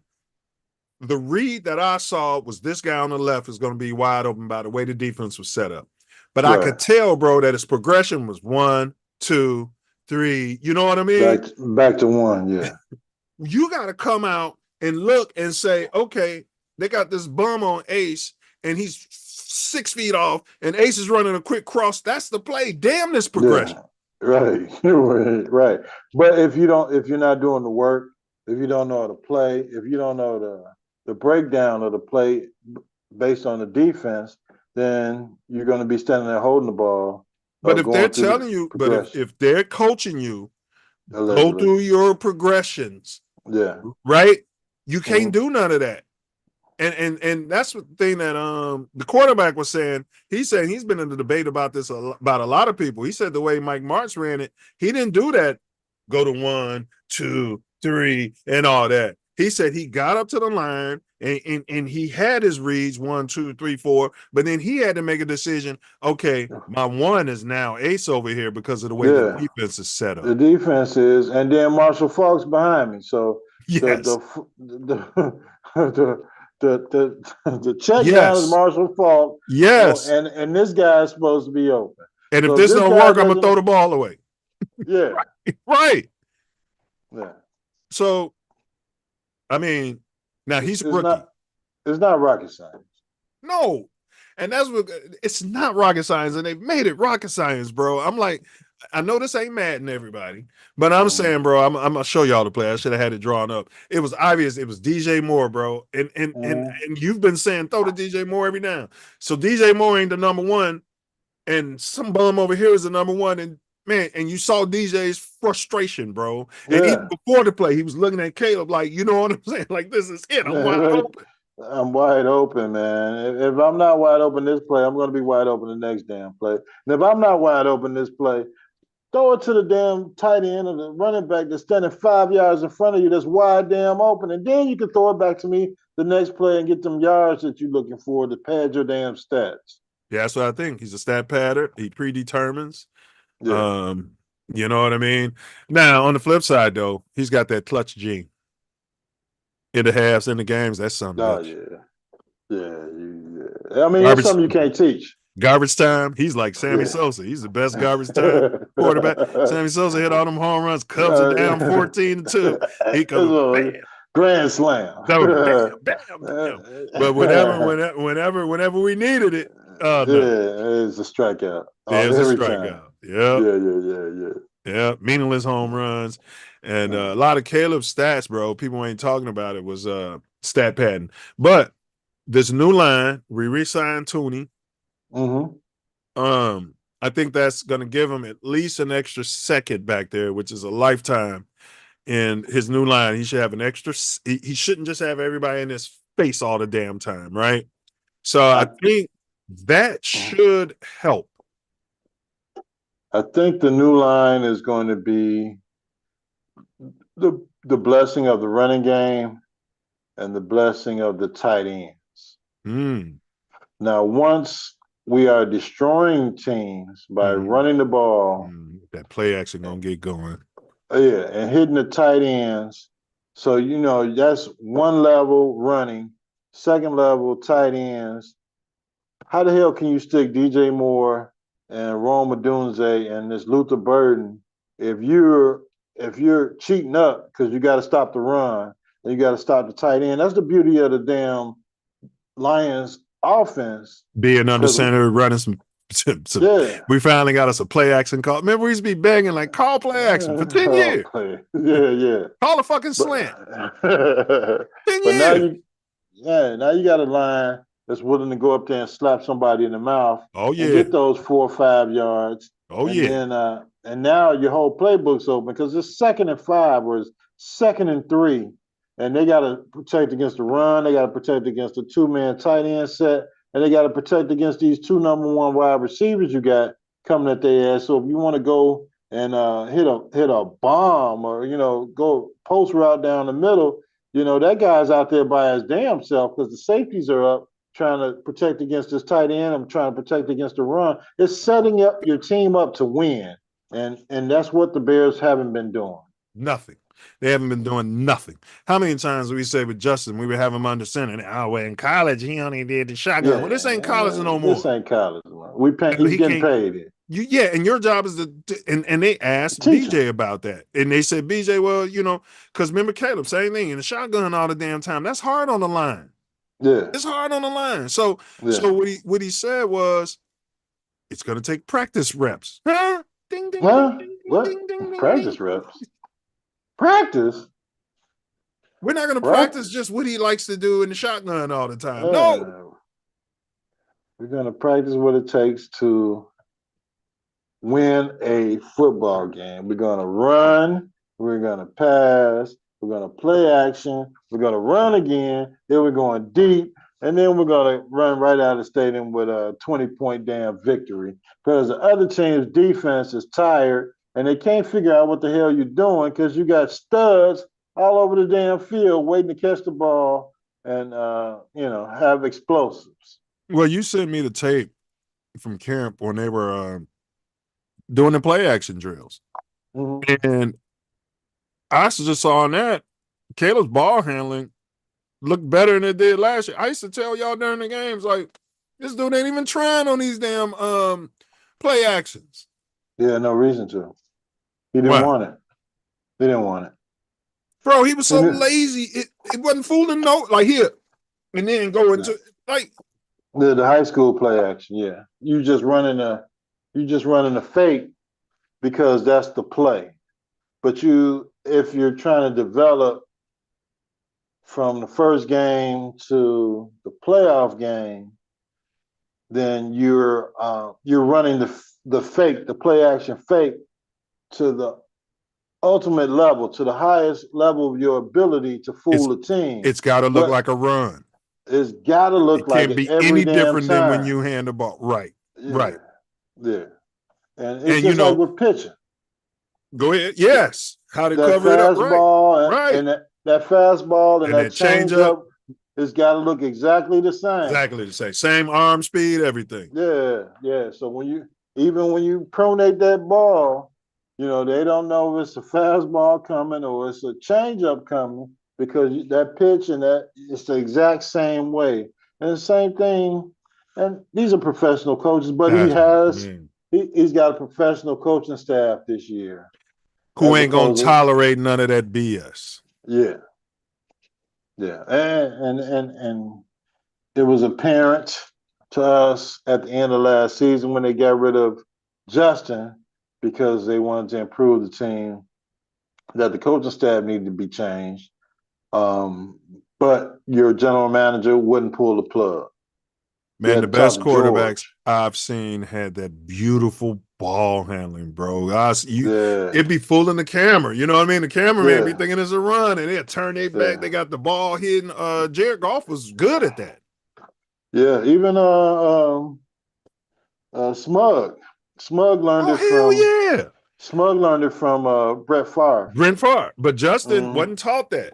We were saying the same thing with Justin. I'm like, his ball handling needs to be better. It got better over the years, but this is the stuff that your quarterback coach. Yeah. We had a quarterback coach who said he never talked to. No, he was a passing coordinator or something. Ended up being a head coach. Yeah, I never talked to Caleb. Week fucking 14. Now I don't know what the passing game coordinator versus the quarterback. Well, they had 100 different coaches, so maybe that's why they thought they could fire everybody in the middle of the season. And we don't want too many voices in Caleb's ear. We just want his dad, and we just want Cliff Kingsbury, and we just want Shane Waldron, and everybody else. We're gonna coddle Caleb this year, okay? He's mentally slow. And the Vikings coach, whatever his name is, yeah, Caleb likes talking to him. But I mean, it was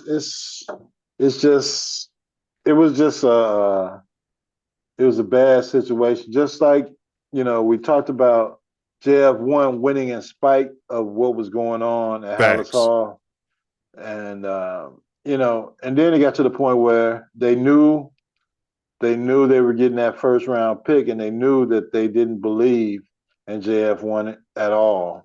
and then we're going to try and get rid of him. But instead of having an experienced general manager saying, Justin is our quarterback, we looked forward to expanding into the next season, and Justin being, we don't know what the hell we're going to do with this pick, but Justin has been playing phenomenally for the Bears, and we expect to go into the playoffs with That's Justin what you're supposed to say.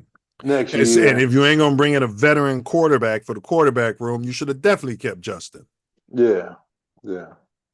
Justin don't want to be a backup and just blah, blah, blah. Nobody don't want it. And you can't. What are you talking about? These people are employees. Yeah, under contract, man. Yeah, Justin's making $5 million, and we had an option for another year at $25 million. So even for the $30 million for the next 2 seasons, Justin would have been your starter. And if Caleb beat him out, he would have been sitting on your bench at $25 million. And Caleb would have been your starter for $10 million. That's $35 million between 2 starting NFL quarterbacks sitting in your damn quarterback room. And you telling me that y'all couldn't figure that shit out? Well, the computer didn't tell him. ChatGPT. So if you'd have had Justin, bro, you could have played chicken with the Steelers and anybody who wanted him. I'd have had him under all the way through the draft. Nobody would have known what we was intending to do. I would have been playing up Justin. Oh, he's our quarterback. You know what I'm saying? Like you know what I'm saying? He's our quarterback. Not in the draft trade. We're gonna get us a first-round pick for this bitch. Yeah, you could have got a 3 or a 2 for Justin. Yeah, if you'd have waited and waited and waited. Yep. Yeah. Or you'd have got offered. Go ahead. Yeah, go ahead. You're so busy tickling your bum about this guy out on the left coast that never played in cold weather, that he was going to be your quarterback, that you like, well, no, he's from DC though, bro, and that was the whole thing I was saying. The kid didn't want to be here, and then it turns out he didn't even want to be a Redskin. This bitch was infatuated with. He's weird. You're from DC, and he was infatuated with Minnesota. Yeah, he liked the Corch. Well, they got it down. He said nothing about I really wanted to stay home and play in DC. No. Weird, man. Yeah. If you're going to be an autosexual, DC is the place for you. Well, he was looking for some place that he can hit the ground running. Mm-hmm. And his brand, yeah. Mm-hmm. Yeah. And he knew the situation with Killer Cousins, that he'd be out. So he figured financially, him and his dad was probably had the Excel format that you can go to Minnesota, be the starting quarterback. They're gonna pay you. They're gonna buy your jerseys. They're gonna love you. Skull, whatever the hell. Instead of thinking like, man, you can go to original franchise, turn it around. They got all kind of damn draft picks, all kind of cap space, but You think anybody ever told him what we've been saying? Excuse me. Well, we had to tell Diesel.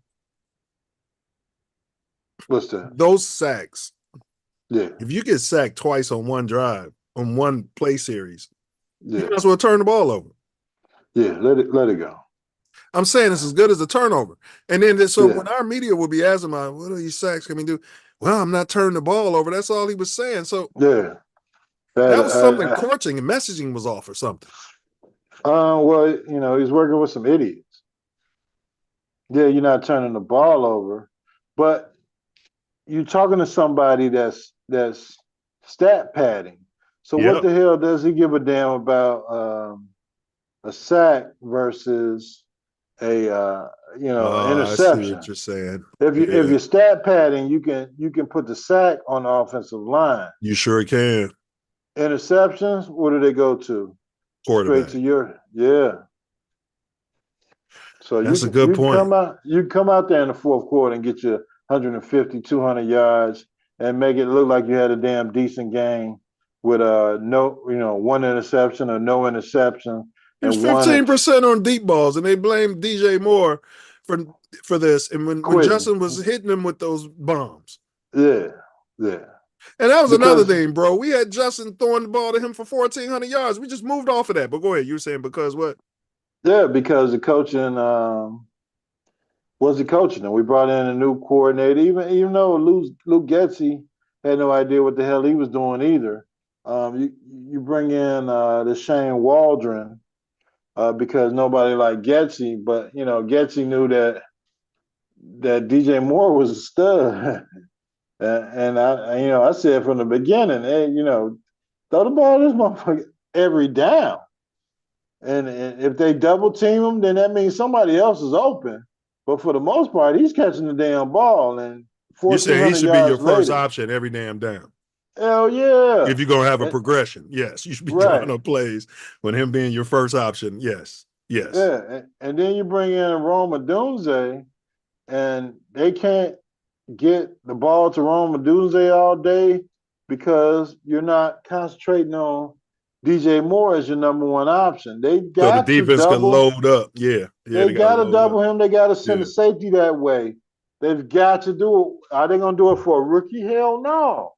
But if you got DJ Moore killing them, and then you going into your run game or you're hitting your tight end over the middle of they just weren't setting up to win football games. And I wonder if some of the frustration Moore is showing on the field, I wonder if he was showing that in practice. And if that's the case, that's on coaching. Right? Meaning, if he was getting sacked like that in games, it had to be happening in practice too. Yeah. And yeah, it had to be on coaching because if you're not changing or stopping the plays that they're not running correctly, if you're not guiding the quarterback's mentality in practice as to this is what we need to do to get DJ the ball, this is what we need to do once you see that DJ's double team, that X, Y, Z are wide open. If they weren't coaching him to that, then that's probably where his frustration came in. Yeah, because 68 sacks is too many, and I'm saying I play football and I know how that stuff goes. Yeah, you got to respect for your quarterback, but the dogs in the locker room, and I wasn't a dog in the locker room because of coaching. Yeah. Basketball I was, but and but bro, the dogs in the locker room didn't care what number position you was playing. They was all trying to win the game as a unit. And if the quarter, man, they'd be like, man, yeah, bro. Yeah. They'd be like, gotta man, get we rid got to of stop that. all the yes, bro. And Yeah. coaching wasn't stopping them from doing that. You need players to coach too. Yeah, and you're looking at this iPad where they're going over plays. Now I know damn well they sitting there with the iPad that just looked at the damn sack he just took and saw the guy that was standing there 5 feet in front of him that was wide open. And how are you a mobile quarterback, bro? So what I'm saying is, they're in his head. They want to be like Bob Hamrick and prove I can stand in the pocket and blah, blah, blah. Bro, if Justin Fields would have been sacked 68 times at any point in his career, it would have been all Justin's fault. Yeah. Definitely. He's holding that ball too long. Well, there was a narrative for Justin. They fulfilled the narrative. They got him out of town. They got the number 1 draft pick. And they had nobody to coach him. And here we are.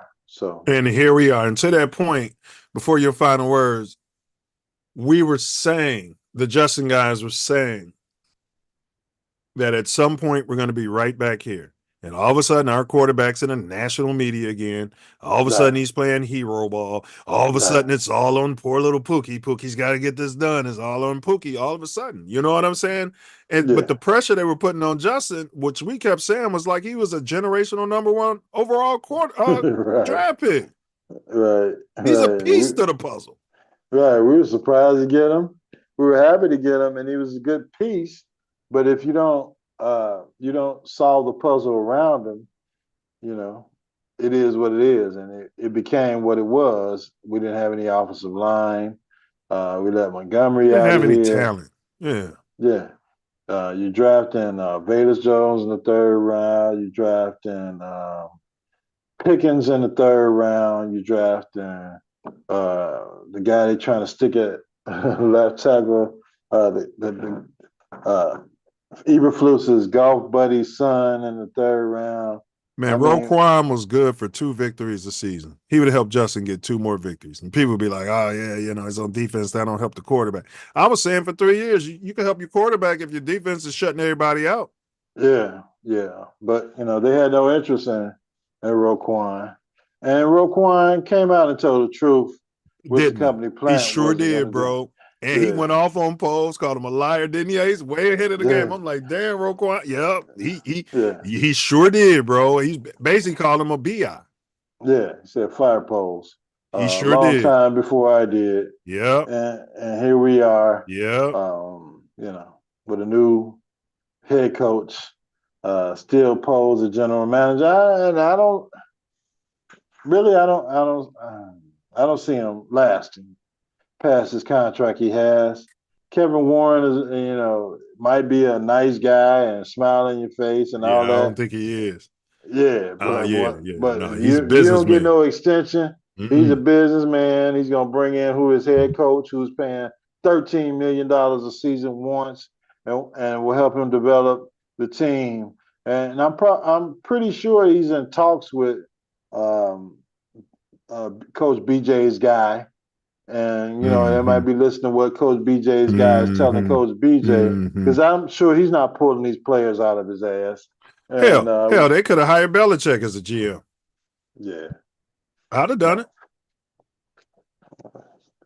Belichick won't. Yeah, they weren't going to pay him that much money. Yeah, and Belichick would try to put us in a 3-4 system, too. Yeah. Piss me off. Yeah. I don't like the 3-4. You know what I'm saying? We need some men. We need some men on the line. Like, you know what I'm saying? I never liked the 3-4 system. It always seems soft against the run. Hey, but you gotta have some superstar backers. Yeah. To run that 3-4. Like you gotta have your some superstars. Yeah. But the 4-3 has always been a great defense. It's the Bear defense. Yeah, and the 4-6. Oh yeah. Oh, bring the 4-6 back. But I think coaching wise is the turning of the corner for the Bears this year. I agree. Yeah. And not just BJ. We talking about Antoine Randall L in there, getting in everybody's bum. We're talking about Eric Bieniemy. Getting in everybody's bum. Big Dick Allen, Dennis Allen, getting in there. Dick Allen, yeah. Dick Allen is cracking the whip. Oh, he gonna treat them like slaves. Dick Allen said, "What is man? You ran the clip before the game. He already before the show. He's like, man, we don't want him. We don't want him just running around. We rather whip him. We rather ratchet them down than to have to whip them to get them going again." Are you kidding me? Did anybody talk to this guy after this? Nah, they probably did after Air Quotes put that video up. It's like, wait a minute. You can't say that. Well, shit. That's why, Ace. That's why they don't have us in the media room. I'll ask follow-up questions. And when you whip them, you know what I mean? And when you break them, are you saying you're breaking them like a horse? What are you saying? Yeah, are you breaking them like a slave? Which one is it? Is it a buck or is it a big buck? You tell me. Yeah. He went old school. Security. Yeah, he went old school. All right, Ace, go ahead with your final words. And happy Memorial Day, man, to everyone. Condolences to all those fallen soldiers and everything. For sure. Yeah, my final word is bear down. Bear down on this coaching staff. We've just had the first week of OTAs based on us having a new coach, which is a benefit to the Chicago Bears this year, that we can get in early, go over some plays, get some mental conditioning in as to what needs to be done as we progress into training camp. The Bears are going to be better. The Bears are going to be more prepared. The Bears are going to be set up to win NFL games. Now it's just a matter of execution once we get to the season. The Bears have a tough schedule. The Bears are going to be expected to play hard, and the Bears are going to be expected by the time we get to the middle, toward the end of the season, to win games mentally and physically. So the games we need to win, we have to win. The games we are 50-50 on, we got to win half of those games. And the games that we're facing a more accomplished, not say superior team, but a more polished team, we have to compete in those games, as opposed to what we were doing last year, just being out there lost in a storm. Man, we lost the NFL record. I think they said 9 games in the final play or some shit last season. You know what I mean? Like, that is a lack of coaching. That's a lack of being set up to win NFL game. And it's something you got to expect when you fire your coach in the middle of the season, when you fire your offense coordinator in the season, and you're bringing up, the guys selling popcorn, the equipment guys to coach your NFL team. When you didn't have to be in that position at the beginning of the season, when you knew you got rid of your damn quarterback, and you need to bring in your new coach to coach your number 1 draft pick quarterback. And that's another thing about the damn Chicago media. I know none of them are going to say, well, we did ask polls about why he didn't marry his new coach to his new number 1 draft pick quarterback, but I don't remember hearing any of them saying, why the hell is Eberflus still our damn coach? If you got rid of Justin Fields, everything should have been started new. But because they scapegoated JF1. Go ahead. You think what? I think what they were trying,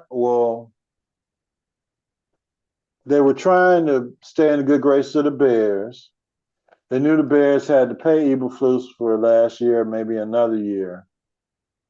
So instead of the question being posed to maybe a Kevin Warren, like, if your coach needs to be married to your quarterback and your general manager needs to be married to the coach, why aren't we cleaning house? You mean like Ricky Williams? Yeah, basically. Why aren't we cleaning house at the end of the season to get rid of all of these guys so we can start fresh? Everybody knows who the hell we want to hire. Everybody knows. And you telling me just because they gave him, he said he wanted to go back and learn a little bit more. They gave his ass $13 million last year. He would have been in Chicago last year at the beginning of the season. And we could have started off with our quarterback in the quarterback room, maybe with Justin in the quarterback damn room, and some players that shouldn't have been here would have been gone. And we could have started on rebuilding this team with the Hall last year. And we could have got Shador. Hey, we've been rebuilding this team since Paul's got here with his Air Ones on. I thought he had a black wife talking about let's get to work. Yeah, he wasn't getting to work. That son of a bitch was he was making videos for YouTube. He sure was, bro. We know what he's on now. Fire posts. Let's get somebody in here that wants to get football players in here that understands that the Chicago Bears are a original franchise. And I've never heard this guy really say that he's working for original franchise, that he wants to be Green Bay. He wants to win the North and take it up the North. I've heard him say that. But he never once said he wants to beat the Green Bay Packers. No. He never wants to win damn football games. Well, we had a clip where he says he's scared of damn winning. So, if that don't make you fire the son bitch, then I don't know what else will. But, and this ain't the National Feelings League. Stop Yeah. worrying about all these players' feelings. Like you said, they're getting paid a lot of freaking money out here. Yeah, you're on hard knocks crying about a damn practice squad player, whether he's going to make the team or not. Who was he crying about? Some damn practice squad safety that they end up bringing back, and then he going on hard knocks talking about, oh man, the other team is interested in Bayless. We could probably get a pick for him. But get that son bitch out of town. How about and get shut the your pick. mouth and get him out of town? Right. How about that? Why are you telling everybody that? Right. So I think he's a Hollywood general manager. He's inexperienced. We saw the coaching staff what it was inexperienced and what that got for us last year. So luckily we have I believe a coaching staff that will guide this team to. What about you a Ryan Poles Bears jersey for Christmas? But go ahead, fella. I'll burn it right on this show. But but we got a coaching staff that can lead this team from running out of the tunnel to starting the first quarter to winning the game in the fourth quarter, as well as hopefully we've made some decisions personnel-wise that will lead into longevity of our quarterback and our football team. We got an offensive line. We got we won't have any cap money next year, and allegedly we're hearing about this Trey Hendrickson deal that the Bears are trying to put together. But I don't think they are, because if you want to get it done, get it damn done. Why is it when a copper player is looking for more money and a team moves off of them, Ace, they have a narrative? Well, if the other team moved off of them, it must be something wrong with them. But when it's these pink players, it's not the same narrative. Yeah, they just don't want to pay him. Yeah, I mean, I don't know. It's it's the NFL, just like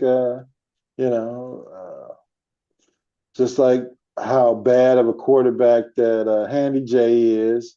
Even though they're still politicking for deals in Cleveland to trade him to another team, maybe pick up a draft pick, and maybe another team pick up his contract.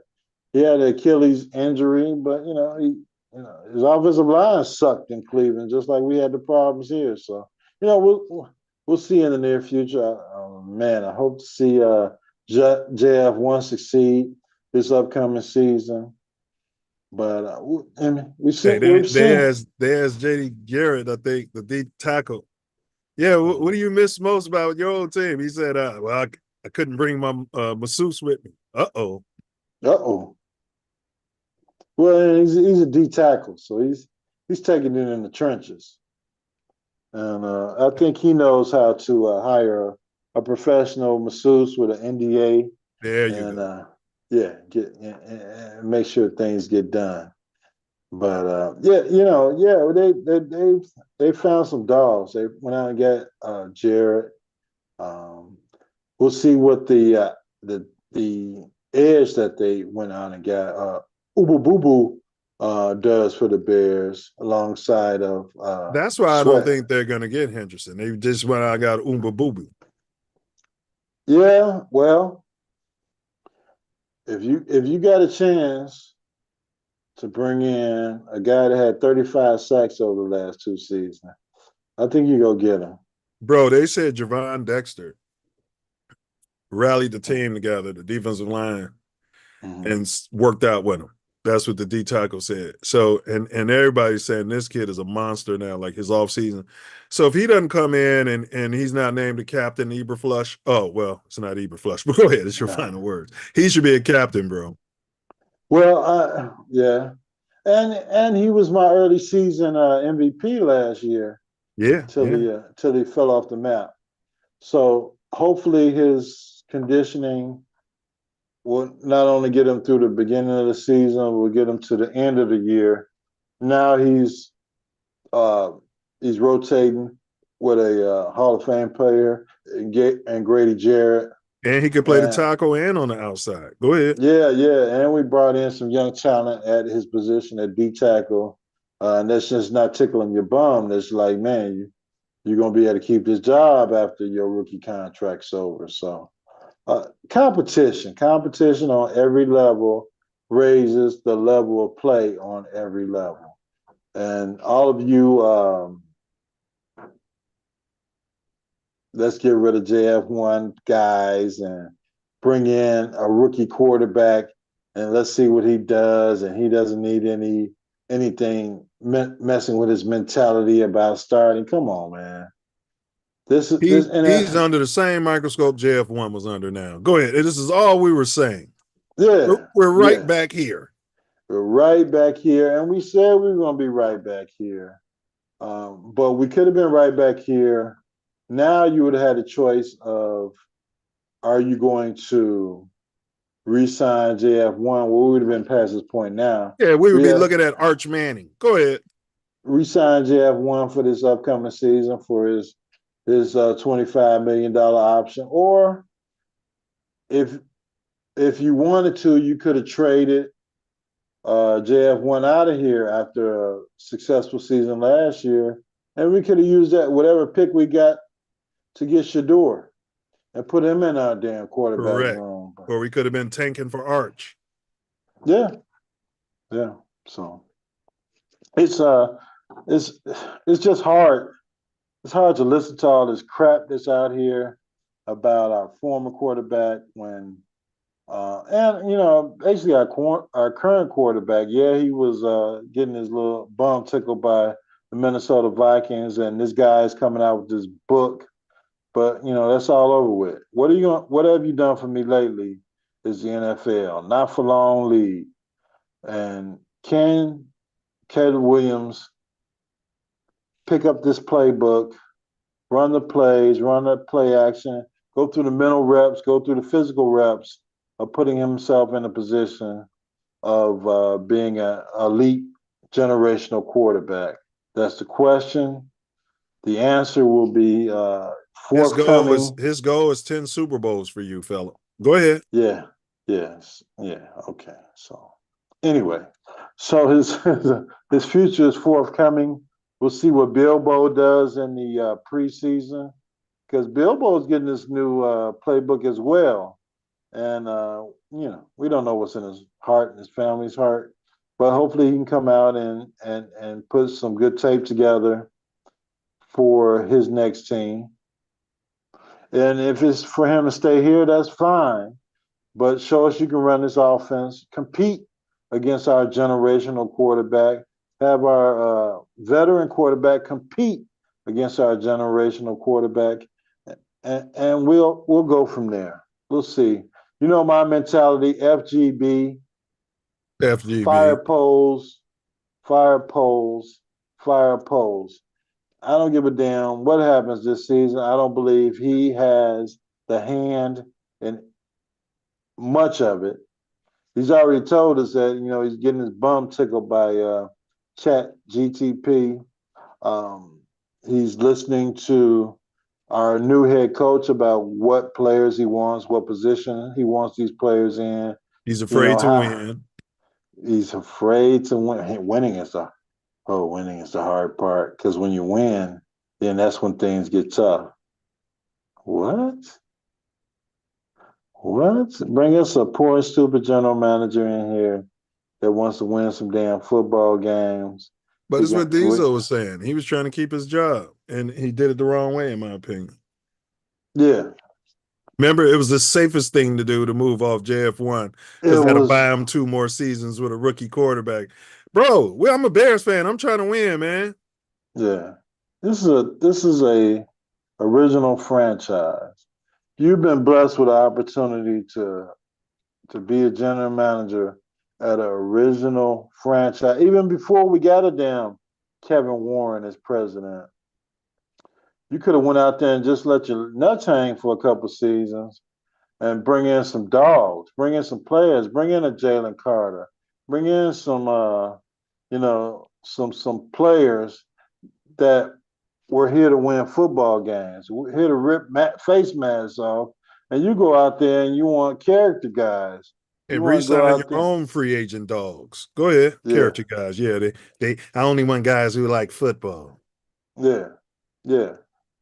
We got an all-pro, fell into our lap at number 9. Oh, wait a minute. Wait a minute. Best talent in the draft. He's got some off the field issues. We're gonna trade back and let the Philadelphia The Eagles Super Bowl have him. champs move up one slot to get them. We're gonna let them have him. When it's the most important part of your coach's defense, just like this tight end we got was for Ben Johnson. You could have done the same thing for Eberfluss, but he was such a.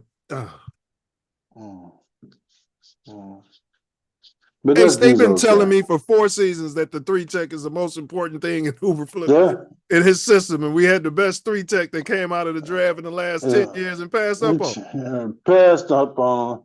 Said we're gonna move back and get us an offensive tackle on the right side, not a left side. Yeah, the right side. You had a mobile quarterback. You didn't even need him. We're gonna go get us a right tackle. Yeah, and see what happens from there. So, Dizzo feels that whatever moves that are being made or taking place are Poles' moves. But he's a Poles guy, but he rides the bum with his fence, tries to pretend like he ain't. But my sentiment: FGB, fire Poles, go Bears, and I'm just happy to see that in these OTAs this offseason that we're finally holding these players to the fire. You're running the damn play wrong. You're kicking the damn cone. You're running out of bounds. That's not how They you told win that middle football. linebacker that the other dude might be the Mike this season, the one they re-signed. So that's what he said. It's like, how do you feel about you might not be the Mike? You know what I mean? Well, he said, the soft one. He said, man, well, it's more versatile you could be, blah, blah, blah. Boy, you about to get cut. Yeah, you finna get cut.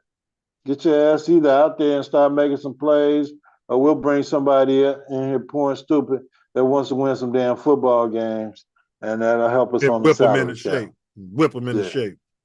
Yeah, you got a new defensive coordinator. Yeah, all that hair braiding or whatever the hell, and videos and all that shit Eberflus was letting you guys do. That's over with. What do you mean? Caleb was braiding their hair in the locker room for him? I mean, Caleb was probably doing their hair. Our middle linebacker was coming out with a new braid style. Yeah, I saw that. Every video he was doing for the damn NFL. I saw that. The hair didn't even look real either. Yeah. So, I don't know if it's weave or whatever the hell he was doing. I think it's weave.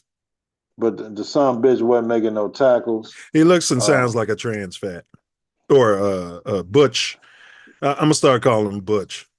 You can't say that again. You can say Butch. Come on, you can call not about the middle linebacker of the Chicago Bears. Butch. But hey, if it was like I was saying last time we talked to Diesel, like, some of these guys are in position because of the amount of money they're being paid, but they just re-signed TJ Edwards. So if he's the best middle linebacker, damn it, that's the position he's got to play. Now, if you are better running to the edges, they talk about how fast and all this bullshit. How long he is, how good he is in pass coverage. I ain't seen intersection. Intersection. Yeah. So maybe you're not for this team. We'll see in preseason. And if it doesn't work out, it's fine. There's 31 other teams that, you can show your wares to, and hopefully one of them will pick up your contract once we get you out of here. But I'd rather have somebody in here poor and stupid that's ready to make plays as opposed to some guy that, is getting his hair braided before every damn game. Right. And you play in a helmet. Yeah. You know what I mean? I'd probably go the whole season without getting my locks redone. You know what I'm saying? The whole season. It'd be my playoff locks. By the end of the season, I'll look like a Rasta. You know what I'm saying? Yeah. I'm finna get it. We finna get it. We're going to get it. But, you're in the middle of a damn 10-game winning streak and you're doing videos for the NFL Network, a podcast. Like, come on, man. Is this too far that Ryan Poles has assembled up until last year? Because you got the new guys in here telling them the players they want. And Big Dennis Allen doesn't sound like he's a BI, and he probably thinks Poles is a slave anyway. He probably tell him, look, boy, you know what I mean? Michelin lips, you're not even welcome in this room. You know what I mean? You know what I mean? For sure. I don't know what he told him. But I'm saying, there's going to be some change. But Poles put together the softest team, bro. We was watching those games, bro, and I tell you, I've seen bad Bears teams. You've seen horrible Bears teams too, but I've never seen a softer Bears team, and that's what hurt my heart the most last season. Everybody making business decisions. Everybody's making business decisions. Your defense out there getting pushed around. Yes. In Chicago. Yes. Yeah. Pushed around. When the Bears were the Bears, when we were trying to make the Bears great again, even though they might have been porous on offense, when you left Chicago, you knew damn well you played the damn Chicago Bears. Oh, you had 3 starters hurt. You had 3 starters out next week. We were helping the team they play. Yes. We've been like, there's 90% chance that you had no way in hell of winning the game the next week. That's why I like that safety, man, that keeps getting the concussions. He ain't making business decisions. Brisker, yeah. Oh, man, he'll knock himself out, knock you out. He don't care, bro. Yeah. Brisker's a bear. Can we say Brisker's a bear? Brisker's a bear. Now they're here talking about his bag and he might not get a second contract. Like, are you serious? Yeah, man. You know how these media pundits. Yeah. He's a dog. Don't get rid of the dogs. You don't get rid of the dogs. This guy's laid it on the line for the Chicago Bears. I don't give a damn what kind of contract you give him. He's coming back as a Chicago Bear. He lays it out on the line for the team and the fans every game. And he says he's learned a lot from. He hates Green Bay. Hates Green Bay. Yes. Yeah. So the media is they're after his bag. Wow. Without even any consideration to what he's laid on the line for the team. And he'll end up in Pittsburgh or he'll end up in the Ravens, and you know what I mean. If we don't get him, the Bills will take him. One of these winning teams, the Steelers will take him. You know what I mean? I think if we go ahead and get rid of Ryan Poles, he'll come back as a Bear. But that's gonna help the team. I hate to put it all on one player like that, but man, he was the one and only guys. Him and the linebacker we re-signed that was out there laying some wood.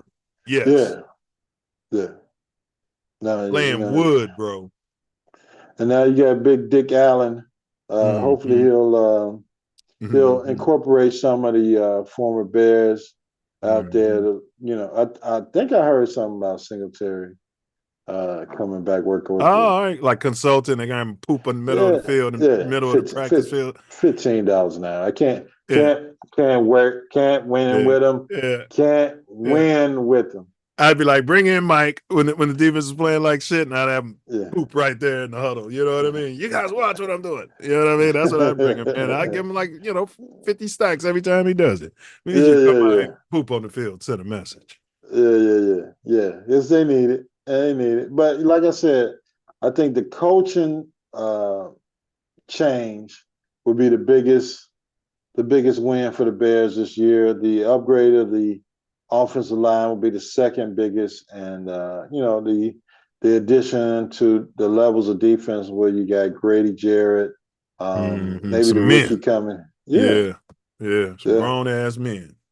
Yeah, so we'll see.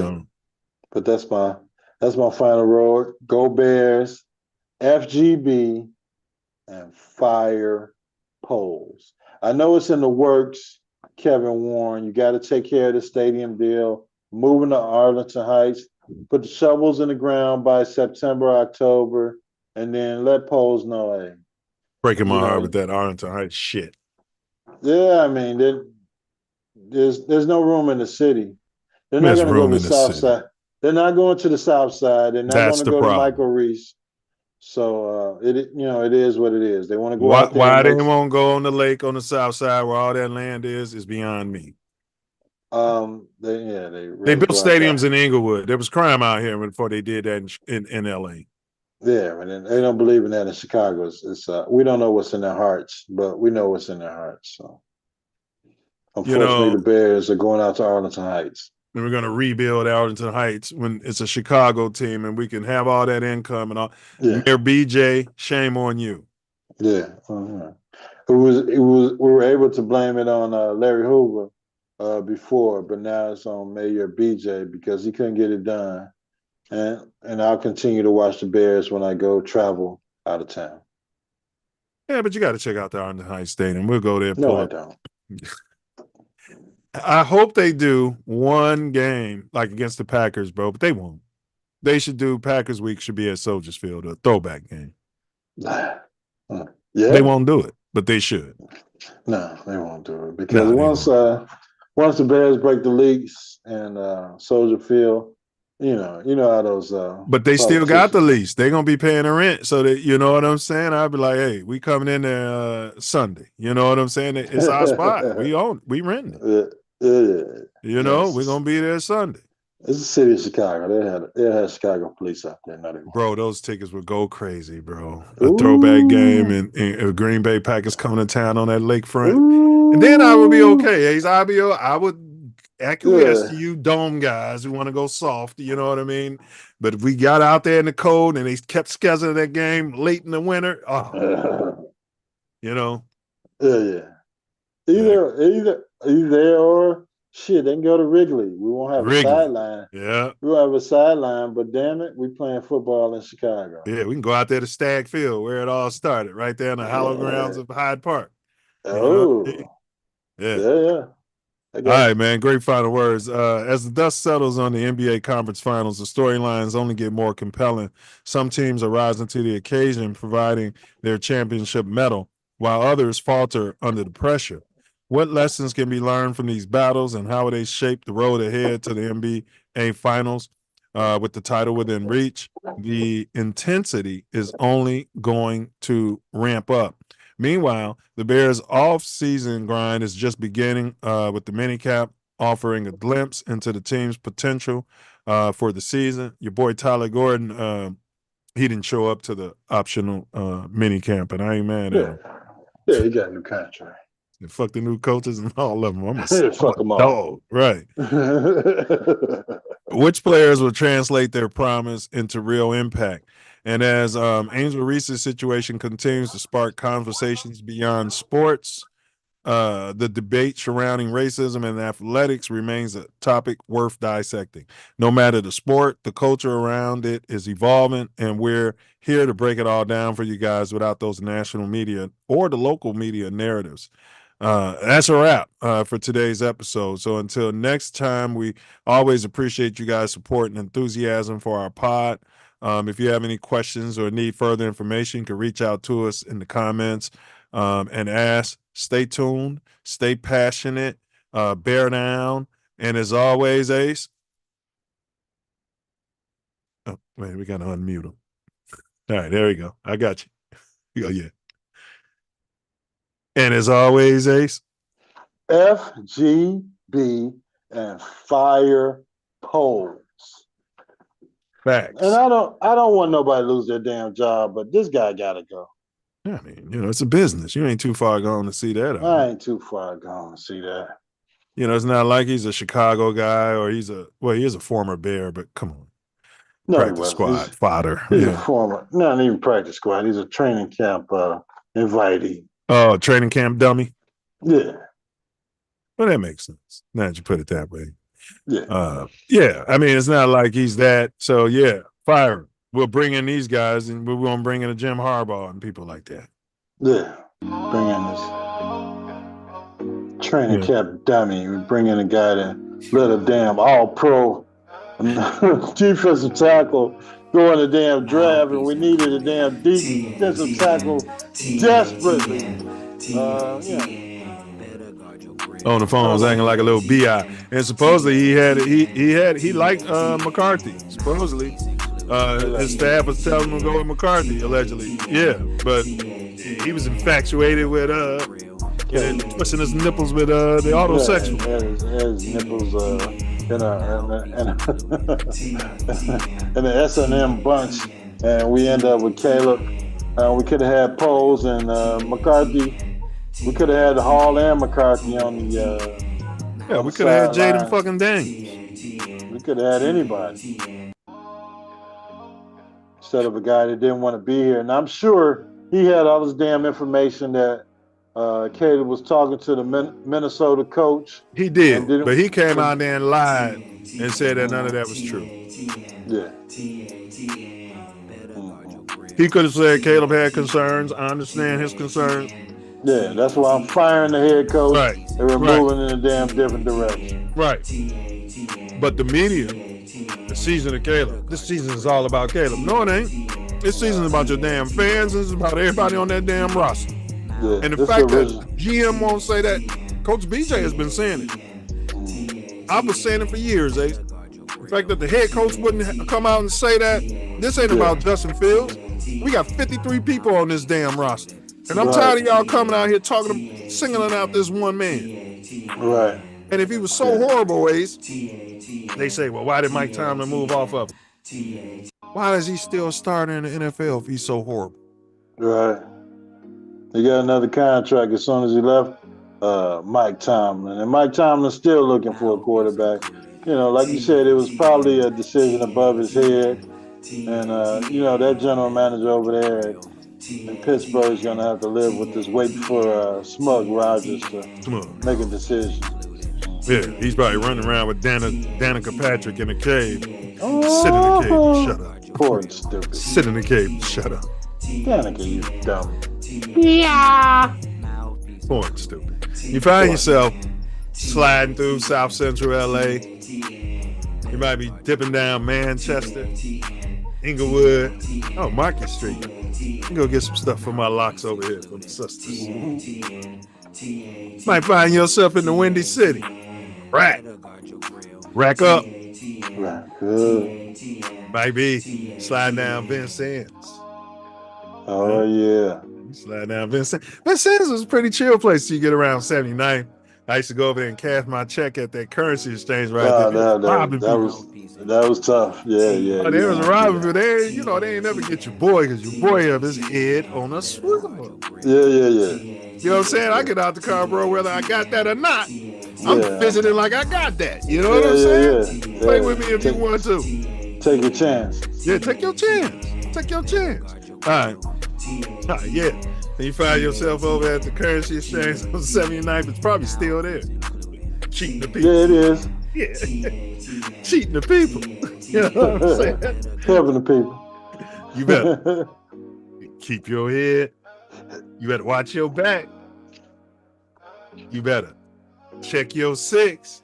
Mouthpiece included. Double check that blind spot. For sure. Use that blind spot assist technology.